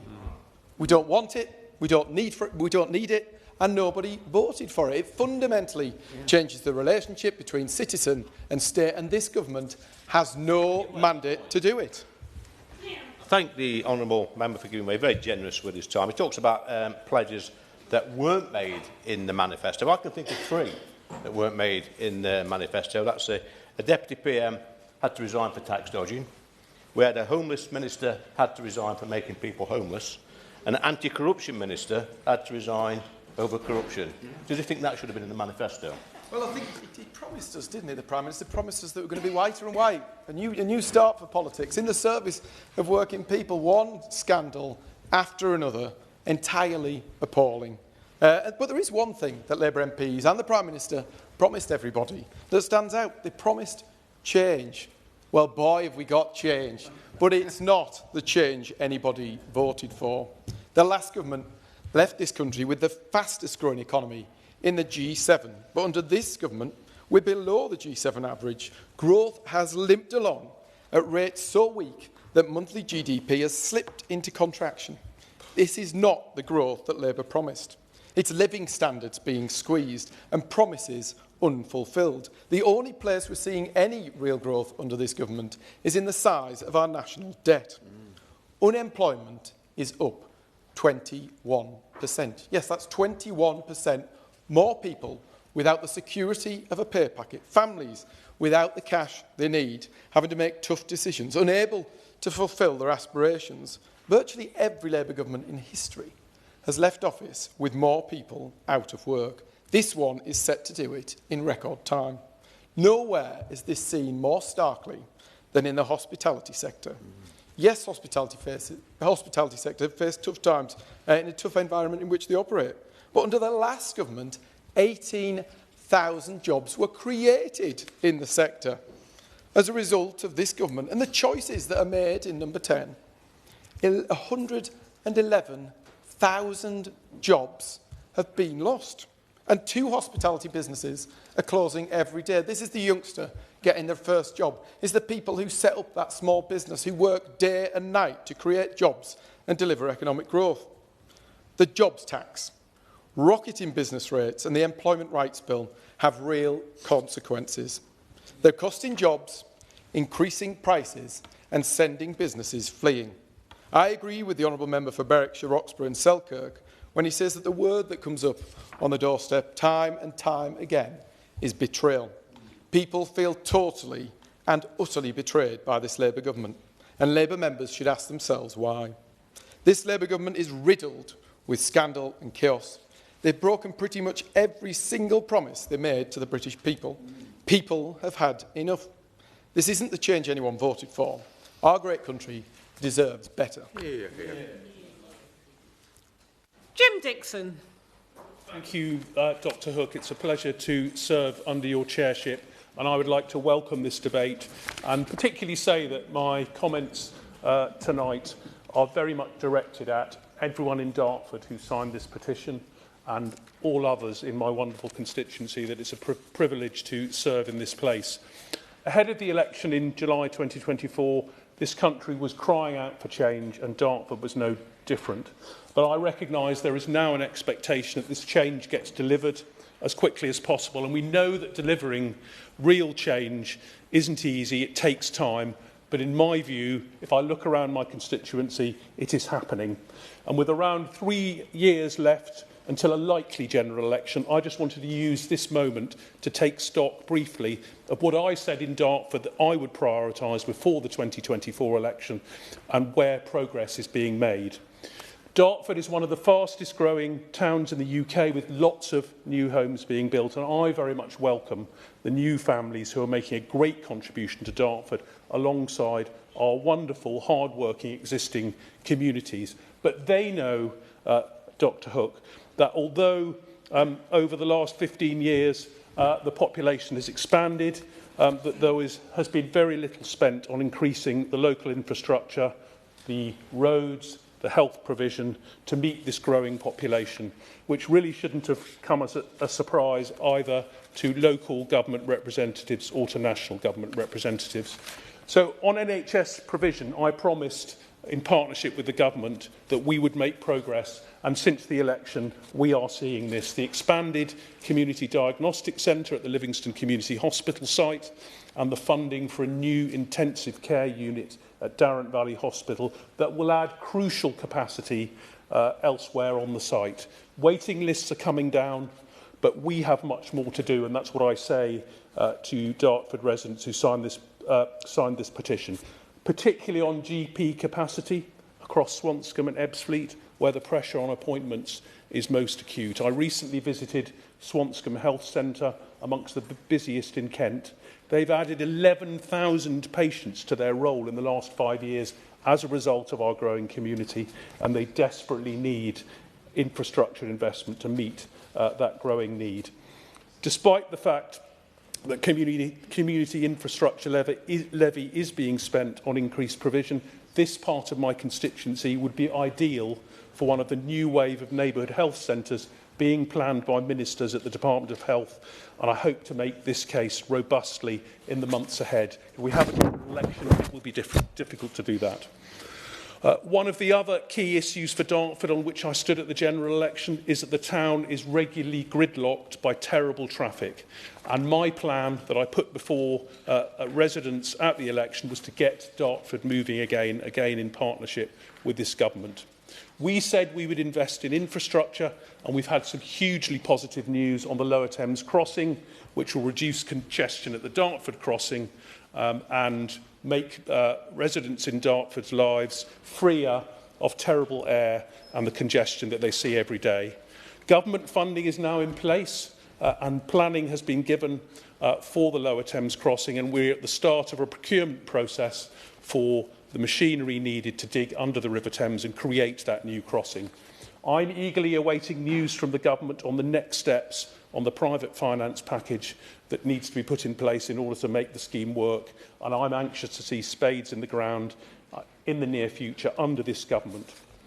One of the crucial projects to get Dartford moving again is the repair of Galley Hill Road, which collapsed in early 2023, almost 3 years ago now, cutting a crucial route between my constituency and that of my friend and neighbour, the member for Gravesham. This road closure has led to an increase in traffic, in particular heavy goods vehicle vehicles passing through roads in Swanscombe that cannot accommodate them. It's been a disaster for that local community. After the general election in 2024, I am pleased that it was a visit to this site by the ministers in the Department for Transport that inspired the government to create the Structures Fund announced at the spending review last year.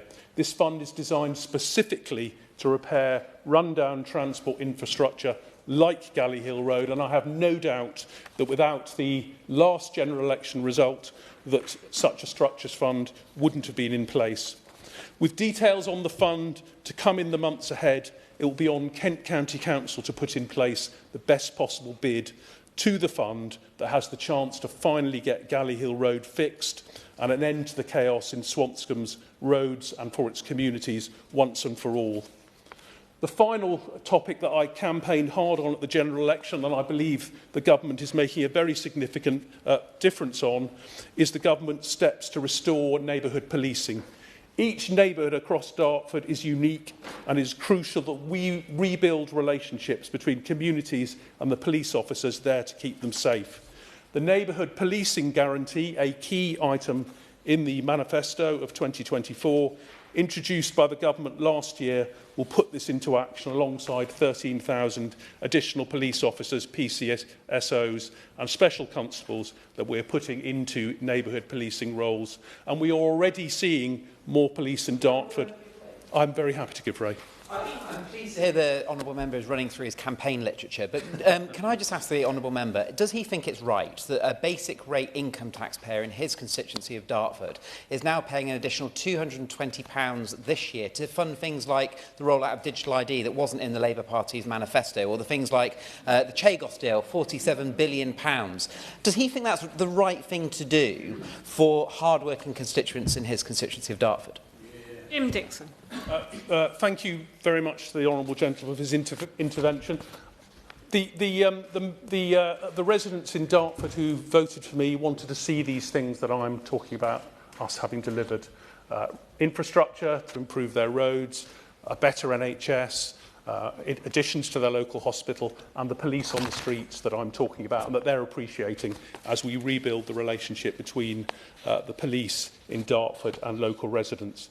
So I've been particularly pleased to be able to meet officers across Dartford and the villages over the last 18 months, and I want to put on record my thanks for all they do. We've got much more to do, particularly to ensure that police have the powers they need to tackle a troubling trend I have discovered in my constituency of catapults being used and across Kent more broadly to target wildlife and people. And I'm glad, again, demonstrating that this is a government that listens, that ministers at the Home Office and DEFRA. Yes, I'm happy to give way. Does the member know how many people have been put out of work in Dartford as a result of this government's actions? Jim Dixon. Not very many, and actually Dartford is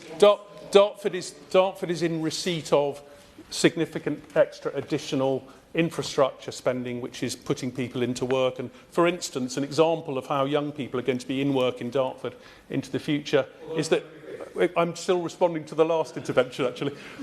Dartford is lucky that North Kent College in Dartford is the recipient of one of 10 National Centre of Excellence awards for construction across the country, and Dartford will be the southeast centre, allowing young people to get into jobs as infrastructure spend takes place in the constituency. I'm happy to give way. I'm grateful to the honourable member for giving me. My intention of my intervention was to be helpful because the unemployment rate amongst young people in Dartford is up 11% in the last year as a direct consequence of decisions that his ministers and his government are making. What does he say to those young people who are having those job opportunities taken away from them? Jim Dixon.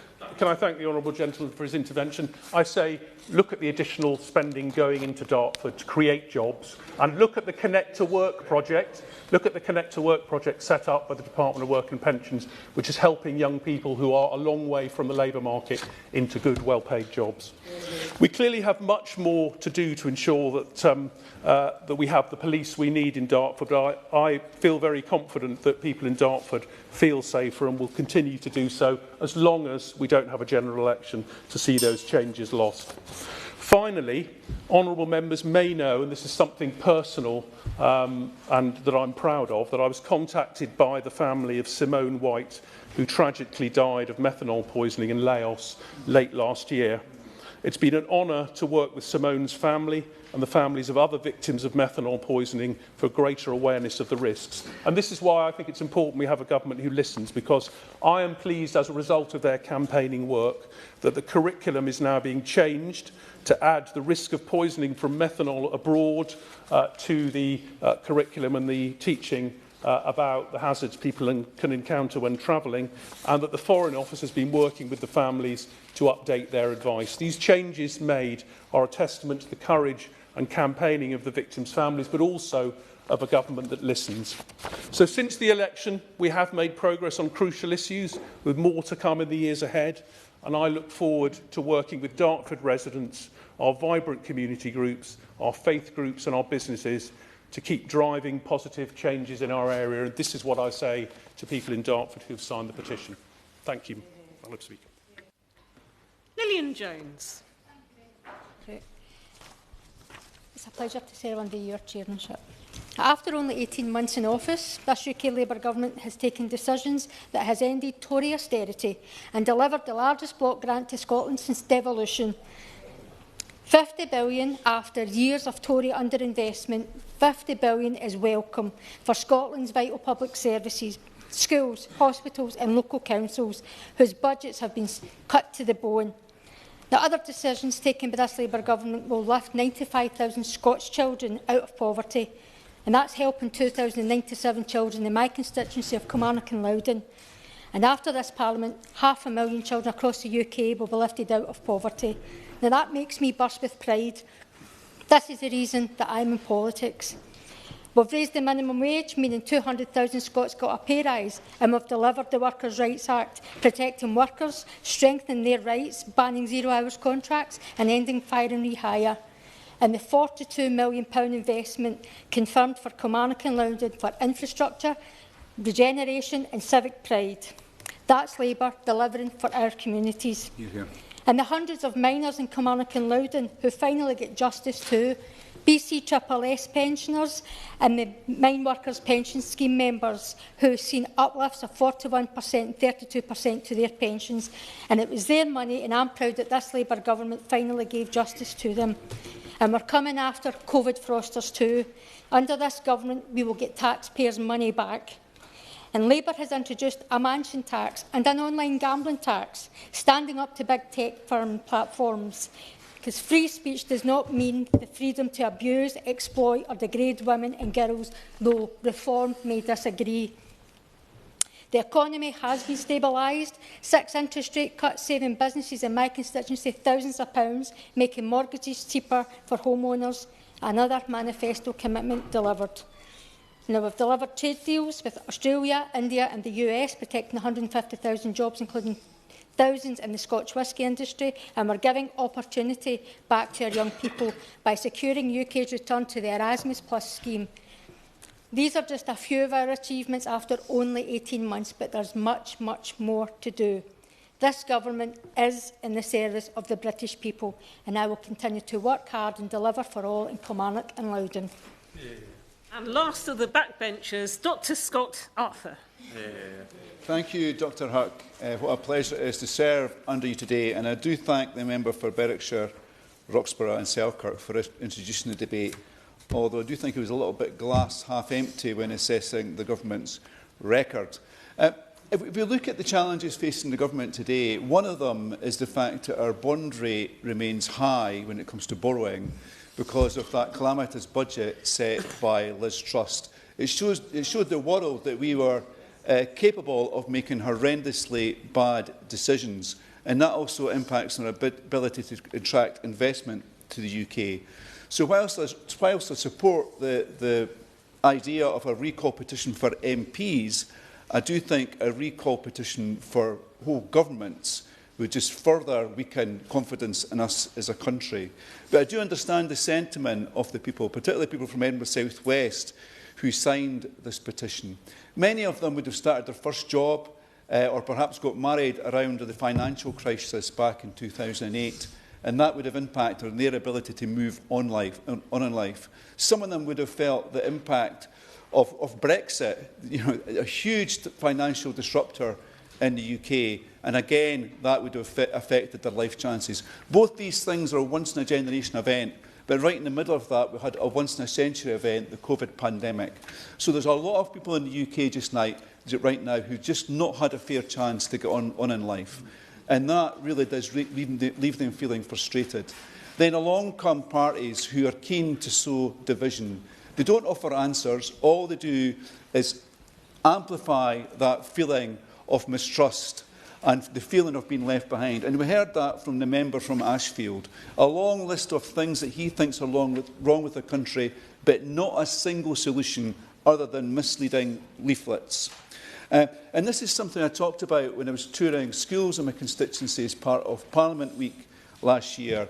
Children in the classrooms, in the modern studies classes and also politics classes, asking about why politics is so divisive in the UK. Very happy to. The honourable gentleman for giving way is most generous with his time. He's talking about divisiveness in politics, and that school children are picking up on this. I've got a school in Ashfield, Quarrydale Academy, and their Year 9 history class had they was teaching them politics, and they had a chart on the wall. And on this side it said far-right Nazis. It had a picture of the honourable member for Clacton, myself, Oswald Mosley and Mussolini. Does he think that's the right way to teach our children? This is a serious point. I mean, I would hope that teachers aren't teaching children that, because, whilst I disagree with the members' politics, I don't rank them alongside some of the far-right politicians you've mentioned from our country's history. But if it's part of a school assignment, I'm sure the member will be the first to talk about freedom of speech, and children do have that right as well. But I hope that is not being taught in schools. And in fact, I'm sure it's not. But the schools I went to, one of the things that did come up was LGBT rights. And some of them are absolutely disgusted by some of the comments that come from reform. And they were echoed earlier in this debate around the access to healthcare for people who are part of the trans community. They're absolutely disgusted by what's happening because they care, they've got friends who are faced with this, and they care about this issue passionately. So I urge him to represent everyone when he makes these comments. And so in the classrooms, one of the things I was challenged on, what did I think the government's greatest achievement was? And the thing that I am an emotional person, the thing that got me most emotional when it came to voting, was voting for better employment rights for women, making it harder for employers to sack women just because they were pregnant, just because they had a miscarriage, just because they were returning from having a baby. And I think that's something we would all support. I know some members may have voted against that, but I think we all think these are good things. And likewise, I said I was proud of the work this government was doing to lift hundreds of thousands of people out of poverty. And I said that knowing that some of the children in that very classroom will benefit from that policy. And the other children in that classroom may well know who those children are. And I'm really proud of what the government's doing in that space. Very happy to. I'm very grateful. As you will know, in the Scottish press, there's wide speculation about a plot from Scottish Labour MPs to bring down the Prime Minister. Labour MPs quoted as describing the Prime Minister as terrible, incompetent, mind-blowingly stupid. We're going to get slaughtered in the Scottish Parliament elections. Is the honourable member part of this plot? Scott Arthur. Absolutely not, and these are not comments. These are not comments I'm familiar with at all. I mean, I would advise them not to focus on newspaper speculation and focus on supporting his constituents. Worry about your own leadership. And and the young people in the school, I was talking to them about how this is a government that takes our international treaties on both climate and human rights seriously as well, and they value that. And of course, with them, Dr. Huck, I was talking about the plans to extend the voting age for general elections in Scotland to 16. Other elections in Scotland, young voters can already vote at 16. Very happy to. just before the honourable member moves on talking about the Employment Rights Bill, does he recognise the level of frustration that there is out there? I know my inbox has been filled from a lot of emails and correspondence from those lobby organisations representing those with disabilities or those with special educational needs that are now raising the level of frustration that the Employment Rights Bill will make it much more difficult for an employer to take a risk on giving an opportunity to those with those additional challenges or additional needs. So therefore making that opportunity much less for those. Is he proud of that as something that the government is aiming to do with the Employment Rights Bill and not recognising those challenges? Scott Harper. I mean, he knows that he knows that's not the intention of the government, and he's welcome. He's very welcome to visit my constituency, and I can help him meet lots of people who already support people with additional needs into work, and they're doing fantastic work. And I'm sure whatever the government's doing is going to build on that success. I'm also proud that the government has learned from Edinburgh and last week introduced a pavement parking ban. We'll give councils the powers across England to introduce one. Again, a great step in creating a more equal UK, and I'm also really happy with the road safety strategy, which will save thousands of lives. And of course, in Scotland, as we've already heard, we've had our biggest ever settlement. It's still a bit of a mystery to me how the Scottish Government spent that money. One of the biggest challenges, and it will have been part of the frustrations why people signed this petition, is the housing crisis we face in Edinburgh South West. And I was really disappointed that last week the Scottish Government actually voted to tax house building in the middle of a housing emergency. This is the kind of government we're faced with in Scotland. We could talk about the UK government, but people should look at the Scottish government before doing so. And I'm really proud of what my office has done in the past year, Dr Huck. Resolved 8,000 cases, accumulated £303,000 of financial gain for constituents, mostly due to my colleague Lucy in my office. And also we had a big impact on the budget. Our lobbying brought about changes to inheritance tax around inflected birth payments, and also brought reform to the Pension Protection Fund, ensuring that there was some indexation of the payments. But I do know that still cutting across everything that happens in my constituency is the cost of living crisis, and is the point about the growing youth employment, but that we have particularly in Scotland, a point raised repeatedly by the member for Berwickshire, Roxburgh and Selkirk. And I also know that immigration is a real issue. People feel that the previous government did lose control of immigration. I think we can accept that, and that the current government has to do more to bring that back under control. And I say that as someone who, my life was saved by an immigrant back in 2015. I worked in a university, so I understand the benefits of immigration, but we have to get immigration to a place where it's actually supporting this country as a whole, and I think there's some questions about that. But I just want to conclude, Dr Huck, by saying that we've used the word betrayal quite a lot in this debate, and I really, really regret the use of that word, because that word, I think, often in this debate has been used to deliberately amplify division within the country and any people listening to this debate. I think as a Parliament we do have a duty to talk much more about where we agree, much more. And I'm sure we agree the point raised earlier around improving employment rights for pregnant women, women returning from childbirth, and also women with miscarriages. And I hope that in the remainder of this Parliament we can spend more time talking about what we have in common and engaging with the electorate on that, and then perhaps we can focus on delivery rather than perhaps petitions. Thank you, Dr Huck. First of the front benchers, Liberal Democrat spokesperson. Point of order, Harriet Baldwin. Thank you very much, Dr Hook. Before we get into the front bench speeches, could you clarify whether it's in order for so many of the government speakers in this debate to have left the chamber before the front bench speeches in order to listen to their beleaguered Prime Minister at the Parliamentary Labour Party meeting? They should. Right, OK. I think they've all had to ask for permission, usually when I've been in the chair in this slot, and they should return for the concluding speeches. But I think we're finishing a bit earlier than we thought, because we're already on the front benches. Usually that would be 45 minutes before the end. I can inform the Chairman of Ways and Means and get some clarification for the future, because these things are always fluid. I think it should be, usually, 6 o'clock by now, which is now 27. Anyway, look, first of our front benchers, Lisa Smart. Thank you very much indeed, Dr Hook. It really is a pleasure to serve with you in the chair. Across the country, there is a clear and growing discontent, with many expressing frustration over the way the country does and, importantly, doesn't work. Waiting times for doctors' appointments are too long. Everything is just so expensive, and more people feel like their income just doesn't stretch to the end of the month. Social care reform that we've been promised will not arrive for at least 3 years, and new hospital projects will not be completed for decades, with my own Stepping Hill Hospital not even making it onto the list, despite its £138 million repairs backlog. Business owners talk of it being harder and harder to take on and train new staff. Teachers report that they're just not equipped to deliver the education our most vulnerable children need. And councils can't stretch their budgets to do what most of us consider to be the basics, like filling the blooming potholes. It's no wonder then that this widespread dissatisfaction is directed towards the current government.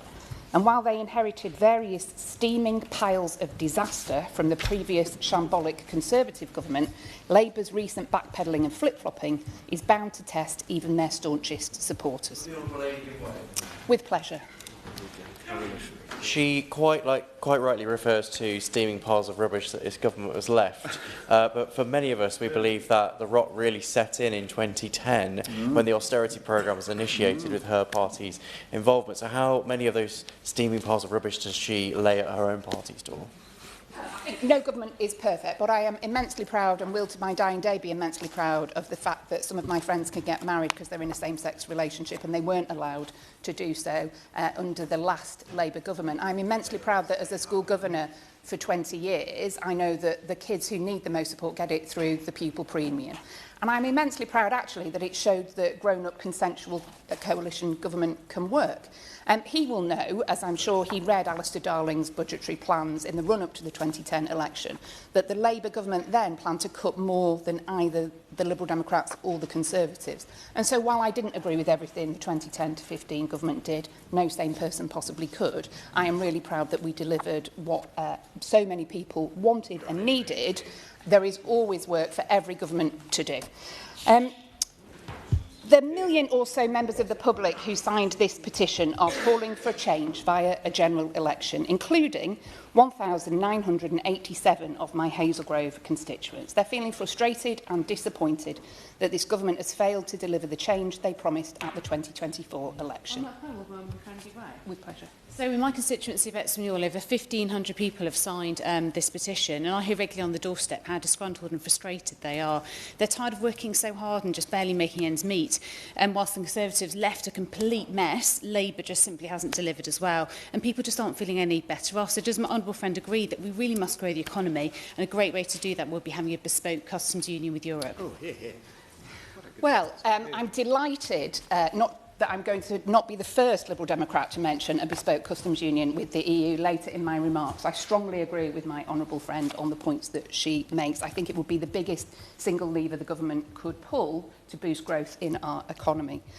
Recently, we've seen the government U-turn, rightly in some cases, on the family farm tax, following 14 months of calls for change from farmers, from the Lib Dems and others.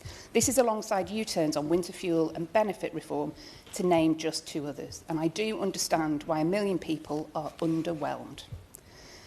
The government's introduced a growth-crushing jobs tax that has stretched the government's manifesto pledges not to raise income tax on working people. And as a result of this, jobs are being lost, economic growth is flatlining, and the government isn't showing a clear enough vision to get us out of this mess.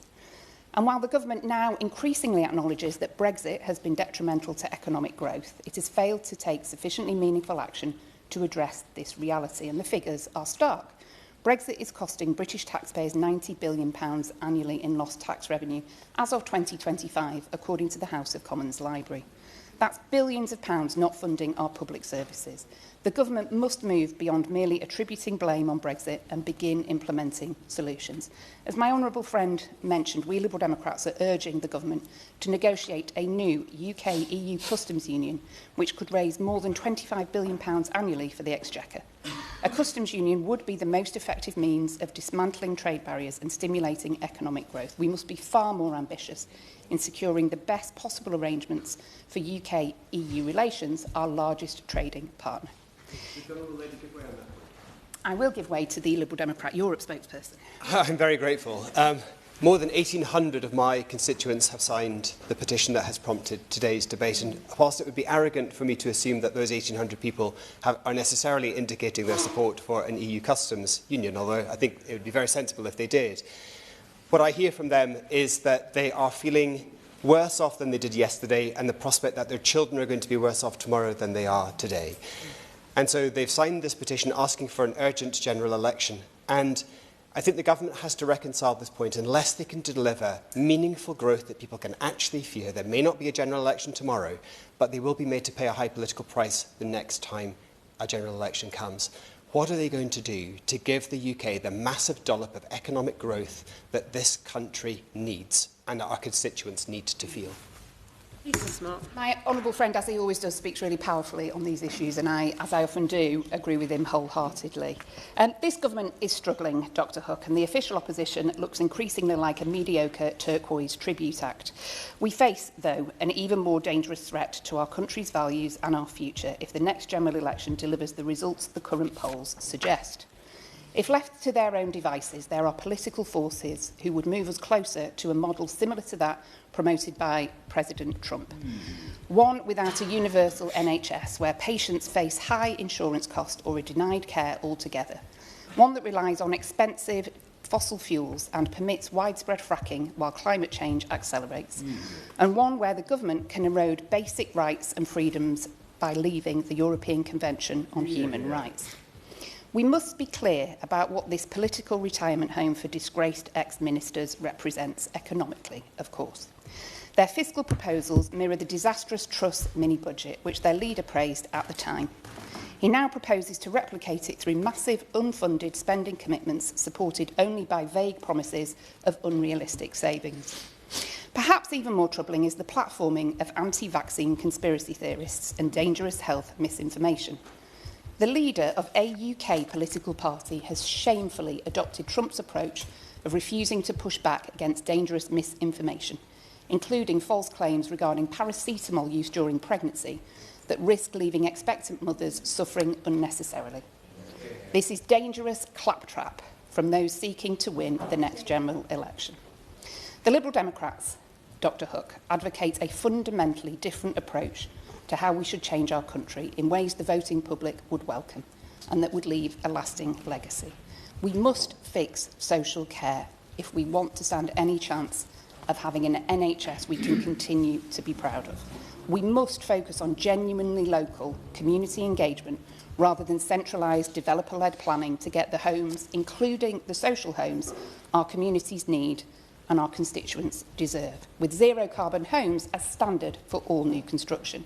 And we must reform our politics and our democracy so that the public feel their voices are being heard and that more of them get what they voted for. Now, I welcome the government's plans for the removal of hereditary peers from being able to make laws for life. And I will welcome the introduction of votes for 16 and 17-year-olds in future general elections. But this all feels a bit too timid, and the moment demands more. One of the most regrettable impacts of the government cancelling local elections in some parts of England is that it gives succour to those who seek to stoke distrust in our democracy, to those who seek to divide our communities. Trust in our politics is vital, and we all need to take steps to build it, not destroy it.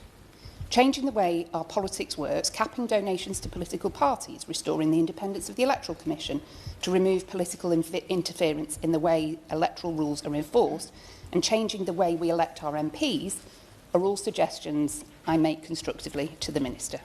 Proportionate representation ensures that seats broadly match votes, that every voter has a meaningful say, and that governments represent the majority of the electorate. This government got roughly 1/3 of the votes in 2024 and was rewarded with roughly 2/3 of the seats and almost all of the power. Evidence shows that PR leads to higher voter turnout, more representative governments and more stable policy making. We already have PR in the UK, just not here. In Westminster, PR in different forms already is used in Scotland, Wales and Northern Ireland, as well as in the vast majority of democracies worldwide, just not here in Westminster. It is surely reckless to maintain an electoral model that so consistently produces such wildly disproportionate groups of MPs and leaves millions of voters feeling ignored. If these On that point, would you give way? I'd be utterly delighted to give way. Honourable Lady for giving way. She talks about representation and proportionality within the country and in this place. Is she aware that Reform UK got 4.1 million votes at the last election, got 5 MPs, and the Lib Dems I think got 3.6, 3.7 million votes and got 72 members of Parliament. Yet the Lib Dems are allowed on every single select committee, bill committees, draft legislation committees, but Reform UK are not. Is that fair? I'd be genuinely delighted to talk about the many and varied ways that I'm sure he and I agree about how we could change this place. I think the way that we elect people to this place, I think there's a chance we agree, although I'm not entirely sure whether we still agree on that or not. I think people elect their MPs to come here and represent them, and that includes fair representation on select committees. I think that that should be proportionate. I think there is a risk that of a total of 650 MPs and 5 reform MPs, to maintain proportionality, it would end up with, I don't know, what would it be? 100 MPs on each committee, and I don't think that is practicable or practical. I think there are many ways he and I would agree that we should reform this place and change it for the better. Voting is due to start at some point in the near future, and we're going to be going on for many hours late tonight, as I understand it. I suspect he and I will feel as similarly about what a way to run a country that is. Voting is a good thing, of which there should be more of it. Voting at midnight by walking through a corridor for 15 minutes. I think there are other democracies in other parts of the world have found a more effective and more efficient way of doing that. Yeah. It is reckless to maintain an electoral model that so consistently produces such wildly disproportionate groups of MPs and leaves millions of voters feeling ignored. If these trends are allowed to continue, it is not difficult to see how turnout will fall further, results will become even more distorted, and political instability will grow. If we look at what's happened in actual ballot boxes since the last general election, Dr Hook. In 2025, the Lib Dems won more councillors than both Labour or the Conservatives for the first time, and won more local council by-elections than any other party. We Lib Dems look forward to May's local elections and are well up for the next general election whenever it is called. It is shaping up to be a battle to stop Trump's UK fanboys doing to our communities what their idol is doing to America. I am a bit worried, Dr Hook, about what the future holds for our country, but I also choose to be optimistic. The British people are bright, innovative, witty, sarky, and they won't put up with snake oil salesmen peddling conspiracy theories and division for very long. They'll let the government, whoever it is, know that they are livid with them. Not usually by rioting in the streets, but by taking the mickey out of them mercilessly. And long may that continue.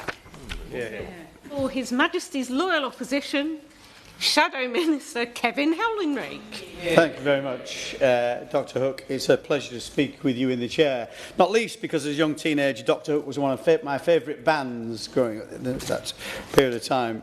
Not all of you will have heard of Dr Hook. I was, absolutely. And can I thank my honourable friend, the member for Berwickshire, Roxburgh and Selkirk, for his excellent opening to this speech. He made so many good points, not least the level of support for this petition. 1 million people, the 8th most signed petition in history, 2,040 for my own constituency of Thirsk and Moulton. Such an important debate. And of course this debate is calling for, this petition is calling for an immediate general election. This country wants and needs an immediate general election was the wording of the petition. Listen, I'd be the first to admit, having been in government myself, governing is not easy. It is a difficult business. But I must say, one or two of the members opposite, in some of their remarks they made, I would name the honourable member for Edinburgh South West, talking about this, somehow this petition is about us sowing division. The honourable member for Southport, which is talking about somehow this is a Conservative plot to bring this petition to this debate. These are real people out there that are very concerned about what a number of people have said, about the betrayal they see, about how much they have been let down, and they are angry. So dismissing their concerns on the basis of some kind of political plot is a big mistake. It was also a mistake, I think, for the government to respond, for the government to respond as it did on the 11th of August last year when it first responded to this petition, saying that the government was fixing the foundations, it was rebuilding Britain, it was restoring confidence. This is a government that is not listening and does not understand what the people are saying to it. I have to give way to the member for Edinburgh South West. I do thank him for giving way. I do think I've been slightly misrepresented, or perhaps it was being unclear. I perfectly understand why people signed the petition, and I explained that I do think a lot of people feel left behind by the way the economy has evolved over the last 20 years.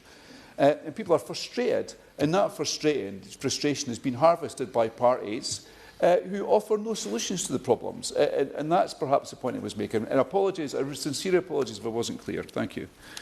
Well, I welcome his explanation. I appreciate that. And he seems like a very decent man and decent member, so I appreciate that. But it's very important, of course, we do listen to the public, because I think some genuine concerns about what the government set out to do and what it's actually doing. Would you give way at that point? Happy to give way to my honourable friend. The honourable gentleman for giving way most generous this time, and he's returned the favour of an intervention. Talk about listening to the public. Now, the public are very angry about the Chagos deal. Does my honourable friend think that the opposition parties should use all the levers possible in this place and the other place to kill this bill? I agree with him entirely. It is a terrible bill. We've opposed it all the way along, paying tens of billions of pounds of taxpayers' money to give away your own territory and rent it back. It's the most ludicrous thing. I'm being told by the clock this is getting way out of scope here. We're talking about a petition to have a general election, not... One of the many things that these people who signed the petition are concerned about, Dr. Hook. So one of the big things that the government promised, of course, which I agree with them on, is we need to encourage faster growth in our economy. Of course, that's right, but look at where growth is. I'll tell you where growth is. Growth is in inflation. Growth is inflation. Growth is unemployment, including youth unemployment, which is rising significantly. Now 5.2% of the working population is unemployed, 4.2% when they took over. Taxes are growing to the tune of £60-odd billion a year. That's against the backdrop of the promises that were made about a fully costed, fully funded manifesto. No wonder people are angry. Debt and borrowing are up. Borrowing on interest alone, gilt yields are higher than ever, 5.72%, £116 billion a year, Dr. Hook, in terms of what we pay annually every year, purely on debt interest.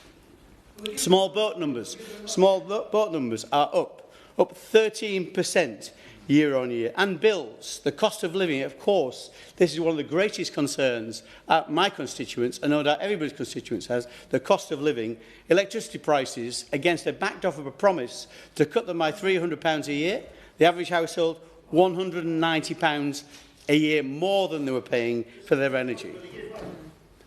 I'll give it again to the Honourable Gentleman for Edinburgh South West. So on gilt rates, I think it is important to reflect that they are still higher in the UK than they would otherwise be because of Liz Truss's budget. But gilt rates are rising right around the world. You must absolutely accept that. So whilst they're higher in the UK, they're higher right around the world. Every developed country is faced with this challenge. Does he accept that? And they are higher in this country because of Liz Truss as well. That last point is complete nonsense. I was going to agree with him in terms of the generally government borrowing is higher because where interest rates are generally, and the most important thing we can do is get inflation under control to reduce the cost of debt. But the reality is our margins above the rest of the world are higher than they have been for years. That is a fact I'm sure he won't dispute.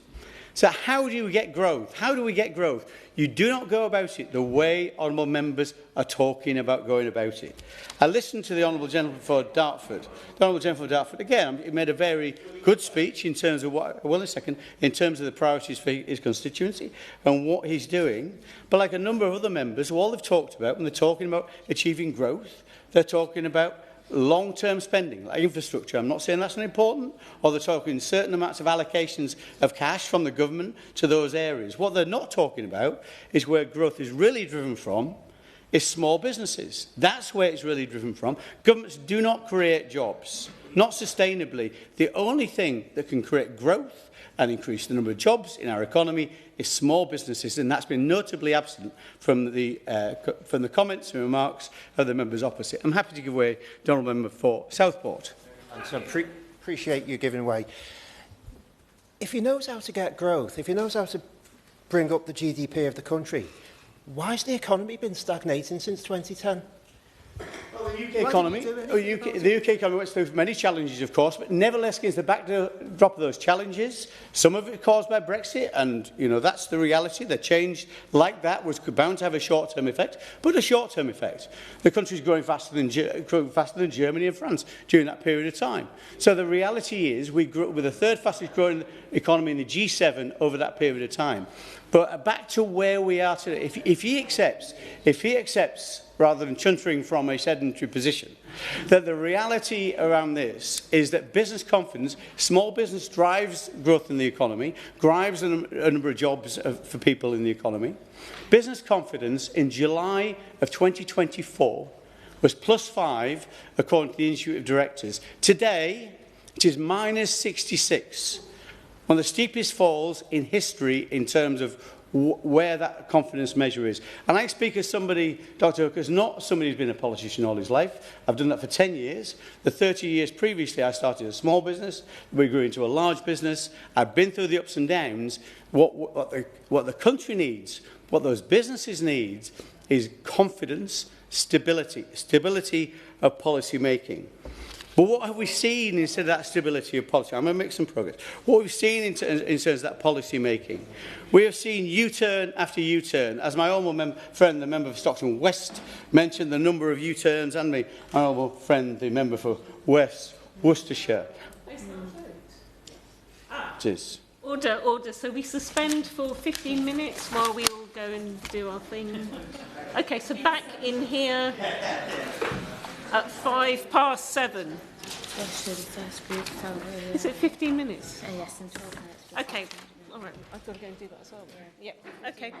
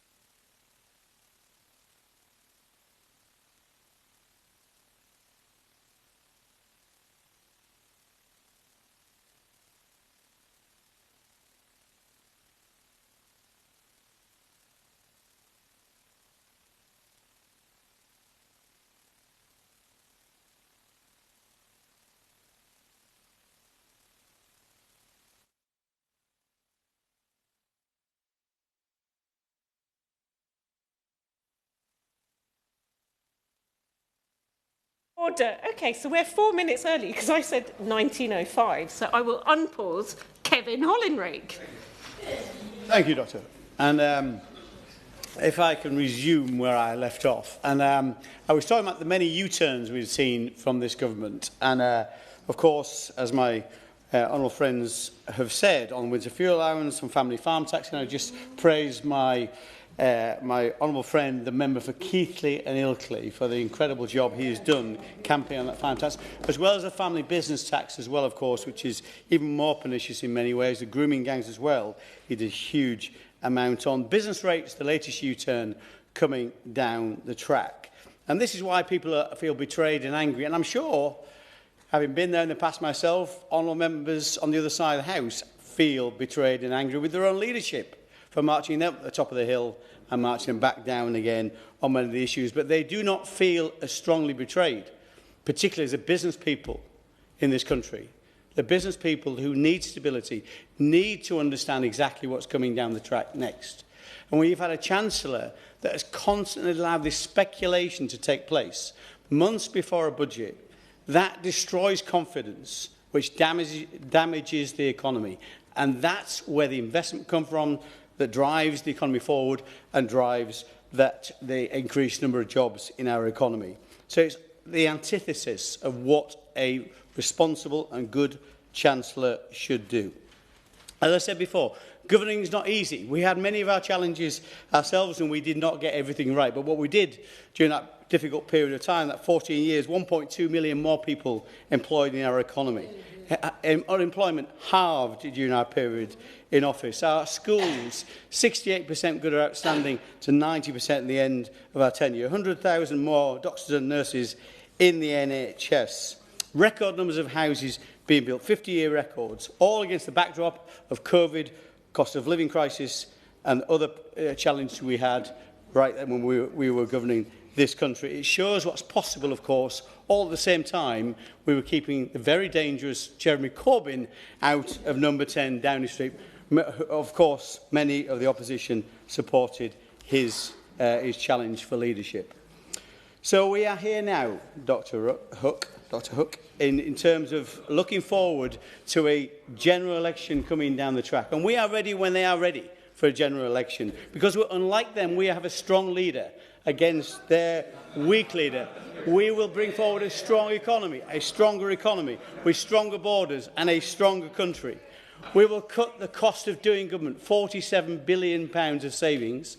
And with that savings, we'll reduce debt, but also, crucially, we will cut the cost of doing business, particularly for small businesses. The scrapping of stamp duty for a primary home, the scrapping of business rates for any business that's spending less than £110,000 a year on business rates. These are measures that support small businesses.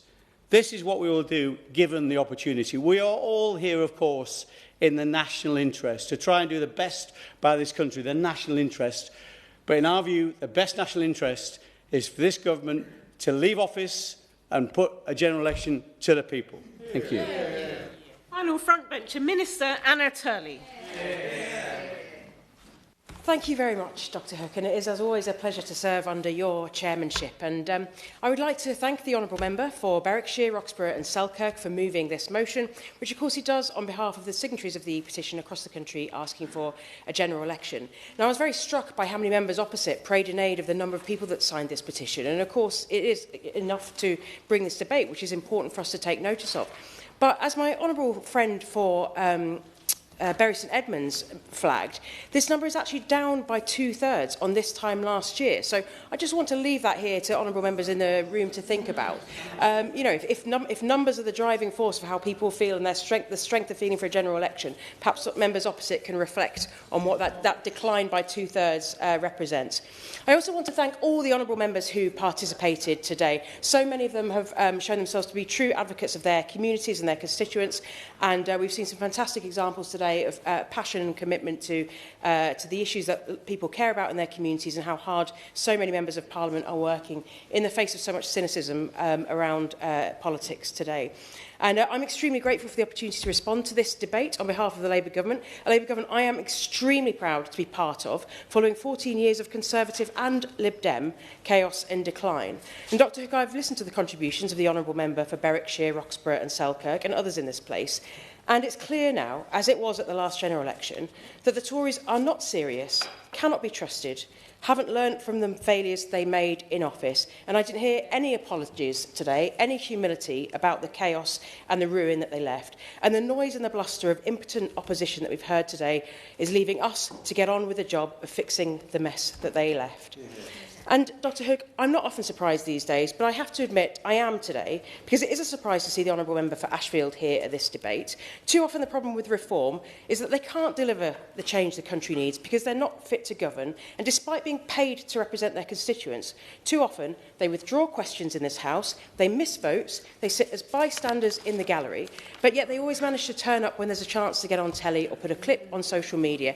And I hope the Honourable Gentleman today, as a former Tory himself, is happy to welcome now the 23rd former Conservative MP to join Reform. And I think if that doesn't say a message that Reform are the same old failed Tories in a slightly different shade of blue, then I don't know what does. Another party that doesn't believe in the NHS, doesn't believe in rights for working people, and has nothing to offer people on things like the cost of living that we know matter to them.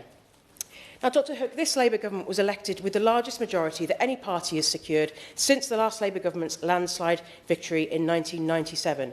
This Labour government is committed to delivering the people's priorities, and since coming into office, we've been busy delivering on our promise of change. As Labour members across this House have articulated so clearly, we know we were elected with a clear mandate to deliver the change that people asked for. My honourable friend from Southport said that people voted to reject the previous government's record and 14 years of austerity, and he's absolutely right on that. Because let's be honest about where we started when we won the election in 2024. Now, decades of decline don't disappear in months, we know that. The financial crisis, Brexit, a pandemic, war in Europe, all help to drive the challenges that we face financially and in this country. But you place on top of that years of weak and irresponsible government that left living standards falling, public services stretched to breaking point, too many communities feeling forgotten and left behind, and as the Honourable Member for Hazel Grove said, a steaming pile of rubbish. I couldn't agree more with her analysis. This was the inheritance that we had. But we know that life is still harder than it should be for so many in this country, and I understand that's why so many people have signed this petition today, because people are absolutely right to be impatient. We know that the cost of living continues to bear down on people, but we are taking rapid action to ease that burden. I am proud that living standards are forecast to grow by 2.9% over this Parliament. Under the last failed Tory government, disposable income fell for the first time since records began in the 1950s, hardly a record that members here can begin to defend. And we're taking action to tackle the deficit that they left, the crisis that they left, a crashing of an economy. They allowed Liz Truss to experiment with the country's finances. They sent mortgages, rents and bills soaring. Now, since coming into office, we are reversing that decline. Families are already £800 better off. As the Honourable Member for Kilmarnock said, 200,000 workers are seeing a pay rise in Scotland. I will just in a moment. Mortgages are down £1,400 compared with where they were when we won the election, and wages are up more in 10 months than they were in 10 years of the Tories. That's a record to be proud of. I thank the Minister for giving way, but that is just not what people in Keighley and Ilkley and across the Wirth Valley are feeling. That why is it that the Labour government have bringing through increasing the amount of tax that a basic rate taxpayer will be paying by another £220 this year? Why is it that the Labour-run Bradford Council have increased council tax by 14.99% this year, on top of decisions that the government is making that wasn't in their manifesto, like rolling out digital ID, 1.8 £8 billion. Like Chagos deal, £47 billion. These are things that the government are doing beyond the manifesto promises, yet taxing hard-working people across Keighley. Intervention. Minister. I appreciate the honourable gentleman's attempts to reiterate the speech that he made, but I'd have thought he would actually be grateful that there are 3,250 children in Keighley who are going to be benefiting from the lifting of the two-child limit. And these are children who we are investing in, who are going to contribute to the future, and we are breaking cycles of dependency, and I'd have thought he would welcome that. And people whose mortgages have come down under this Labour government in his constituency, I'm sure, are also very grateful for that. In November, Dr Hook, my right honourable friend, the Chancellor of the Exchequer, delivered a budget that is bearing down on the cost of living and lifting millions of children out of poverty. Indeed, the honourable member's constituency of Berwickshire, Roxburgh and Selkirk, nearly 1,600 children could benefit from the abolition of the two-child benefit cap, thanks to action taken by this Labour government. And when we talk about the reasons that members of opposite have given today for calling a general election, yes, of course.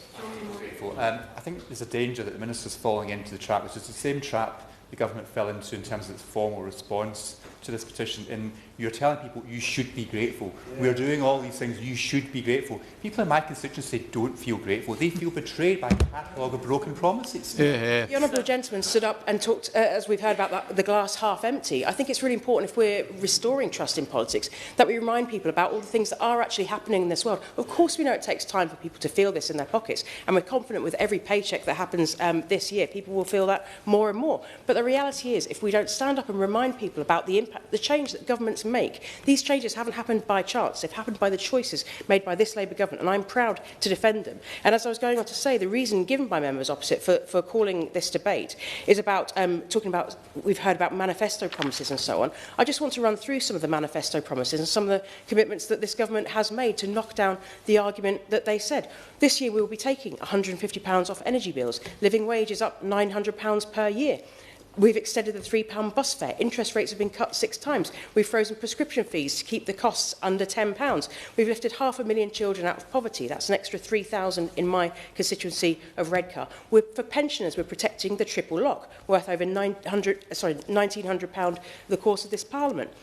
And for so many of those parents who, as you rightly articulated, in your constituency, people are still feeling the squeeze in the cost of living. That's exactly why we've provided 30 hours of free childcare to help that mum who is struggling to get into work and get support with childcare that she needs. That's £8,000 a year for parents. We've set up 750 primary school breakfast clubs to help those kids get a healthy start in life. I've been to those breakfast clubs and I've seen the children not just get a healthy meal to start the day, but having dance classes, having exercise, getting their blood pumping, getting ready for a day and starting the day ready to learn and breaking the cycle of poverty that we've seen hold too many children back in our constituencies. I will. I'm very grateful to her giving way. Does she agree that you don't reduce dependency and you don't bring children out of poverty by driving their parents out of work? And there are hundreds of thousands of more people unemployed because of the policies her party has pursued. Does she acknowledge that is the case? I would always say the honourable gentleman was there when he witnessed 2,300 jobs in my constituency lost overnight in the steel industry, and having to deal with the consequences of that. His government would know all about putting people out of work. And as I said, this is about breaking the cycle. 3/4 of the children that are growing up in poverty are in working households. The economy that we saw develop under the Conservative government was an economy where work just didn't pay. People were working all the hours they could, they were working all the shifts they could, and they still weren't able to feed their families. And that's why we're supporting parents in getting back to work and getting their children happy and healthy and fed in school. I also want to support the point my honourable friend from Portsmouth made about the veterans strategy. I know there are 9,000 veterans in Portsmouth who have benefited from the hard work and campaigning she's done in her constituency. We've seen the biggest uplift in defence spending, and that's something I'm deeply proud of in this country. When we are facing a deeply insecure world at the moment, we have a Prime Minister who is rebuilding Britain's standing on the global stage and is putting defence spending at the heart of economic regeneration in constituencies like ours. I could go on for manifesto pledges that have been met, banning trail hunting, ending hereditary peers, the Football Governance Bill, giving football fans a real voice in their football clubs. We promised 2 million more NHS appointments. We've delivered 5 million more already. We've halved the number of asylum hotels, 1 million potholes fixed. We've heard a lot about potholes. The honourable honourable member from Dartford has campaigned very hard on roads and potholes in his constituency. We're supporting renters with abolishing no-fault evictions. We've established Great British Energy to drive our energy renewal in this country. We've delivered pension justice for mine workers. And in constituencies like mine, we're now going to see a named police officer in every ward, thanks to Cleveland Police going forward from May, and that's 3,000 more police already. So that is a lot done, but as I think my honourable friend from Hitchin described it, these are down payments on progress. This is just the beginning. This is as every month that goes on, people will start to feel more and more the benefit of the Labour government in this pocket, and I'm proud to have delivered that. And I want to just make the point, the honourable gentleman, the right honourable gentleman opposite, talked about the importance of stability to small business. Well, he's absolutely right, and that completely flies in the face of why he'd want to call for another general election. The members opposite may have enjoyed the chaos and the upheaval of the last period of government, where we had 4 elections and a referendum in 4 years. I was here, I witnessed it all. And look at the disastrous effect that that had. But the public voted to end the chaos, and they want us just to get on with governing the country and fixing the mess that they left behind. This takes time, this takes patience, but this is a Labour government that is committed to delivering on that change that the country voted for in the last general election. As I've set out here, there are manifesto pledges that have been given, and these are manifesto pledges that are being delivered. I'm extremely grateful for my honourable friends for highlighting so many of the positive impacts that this government is having on the lives of their constituents. We will continue to take the difficult and strong decisions in the national interest after 14 years of failed Conservative governments. We saw a merry-go-round of failed Prime Ministers that slashed our public services, crashed our economy and frayed the social fabric of our country. Governments that cut the NHS year after year and betrayed the promises it made to the country. As the Prime Minister said in his New Year message, this is the year the country will turn the corner along the path of national renewal. Dr Hook, we will not shy away from making the big calls that are right for our country's future. We're proud of the progress so far. We know people will feel the change this year in their pay packets and on the streets. We are proud to stand on our record at the next general election, and we look forward to it. And in the meantime, we will get on with delivering the change the public voted for, the change they expect from a Labour government, building a fairer, more hopeful and better Britain. Thank you. John Lamont to wind up. Thank you very much. Dr Huck, to reassure colleagues, I will not detain you for too much longer. I had to start by thanking everybody, the over 1 million people across the UK who signed this important petition, and to all honourable and right honourable members who participated in this important debate, because be under no doubt those 1 million people or so who supported this petition feel very, very strongly about this issue and the failure of the government. Can I particularly thank my Conservative colleagues, the member for Worcestershire West, Keighley and Ilkley, Stockton West and Thurston Malton for their excellent speeches, which I think spoke to the nub of the concerns that our constituents are feeling. For the Labour MPs who bothered to turn up to defend their government's record, I don't know what sweeties they were being offered tonight to come along. I think the honourable member for Hitchin, give him his dues. I think he got the tone just about right, recognising, as I said, the people out there do have big concerns about what is going on, not just with this government, but generally with politics. And I think he did speak to that. I would, although say to him, I don't know what he would say to the 15% extra people, young people in his constituency who are currently without work because of the policies that his government are implemented. Youth unemployment, as he will know, is up across the whole of the United Kingdom. It's up 15% in his seat. The member for Southport, I'm afraid, got the tone completely wrong, misjudged the moment. I look forward to him bumping into one of his constituents who might have signed this petition in this coming weekend. And I know we're all out and about in our constituencies. Many of the members opposite spoke about how this is a listing government, and that's why you do so many U-turns. I'm afraid that doesn't really wash, because what you miss, the point that you miss around that is the worry, uncertainty and fear whilst these policies are being implemented. The family farm tax is one example, the winter fuel payment is another. Many pubs and other businesses who are terrified, unsure about how they're going to pay their rates and higher taxes, they are terrified about this. And yes, the U-turn may come eventually, but for those months and months, those weeks and weeks, when people are facing that, the prospect of that change, that causes a lot of anxiety. And sadly for many farmers, which I suspect is why the Prime Minister ultimately had to intervene, they are no longer here to see the benefit of the U-turn. Now, the reality is taxes have gone up despite the fact the Prime Minister said they would not before the election. The benefits bill is going up. More hard-working people are having to pay for that benefits, again, despite what the Prime Minister said before the election. There is a real sense of betrayal out there. I think in the deepest souls of the members opposite, they understand that too, despite what they have said today.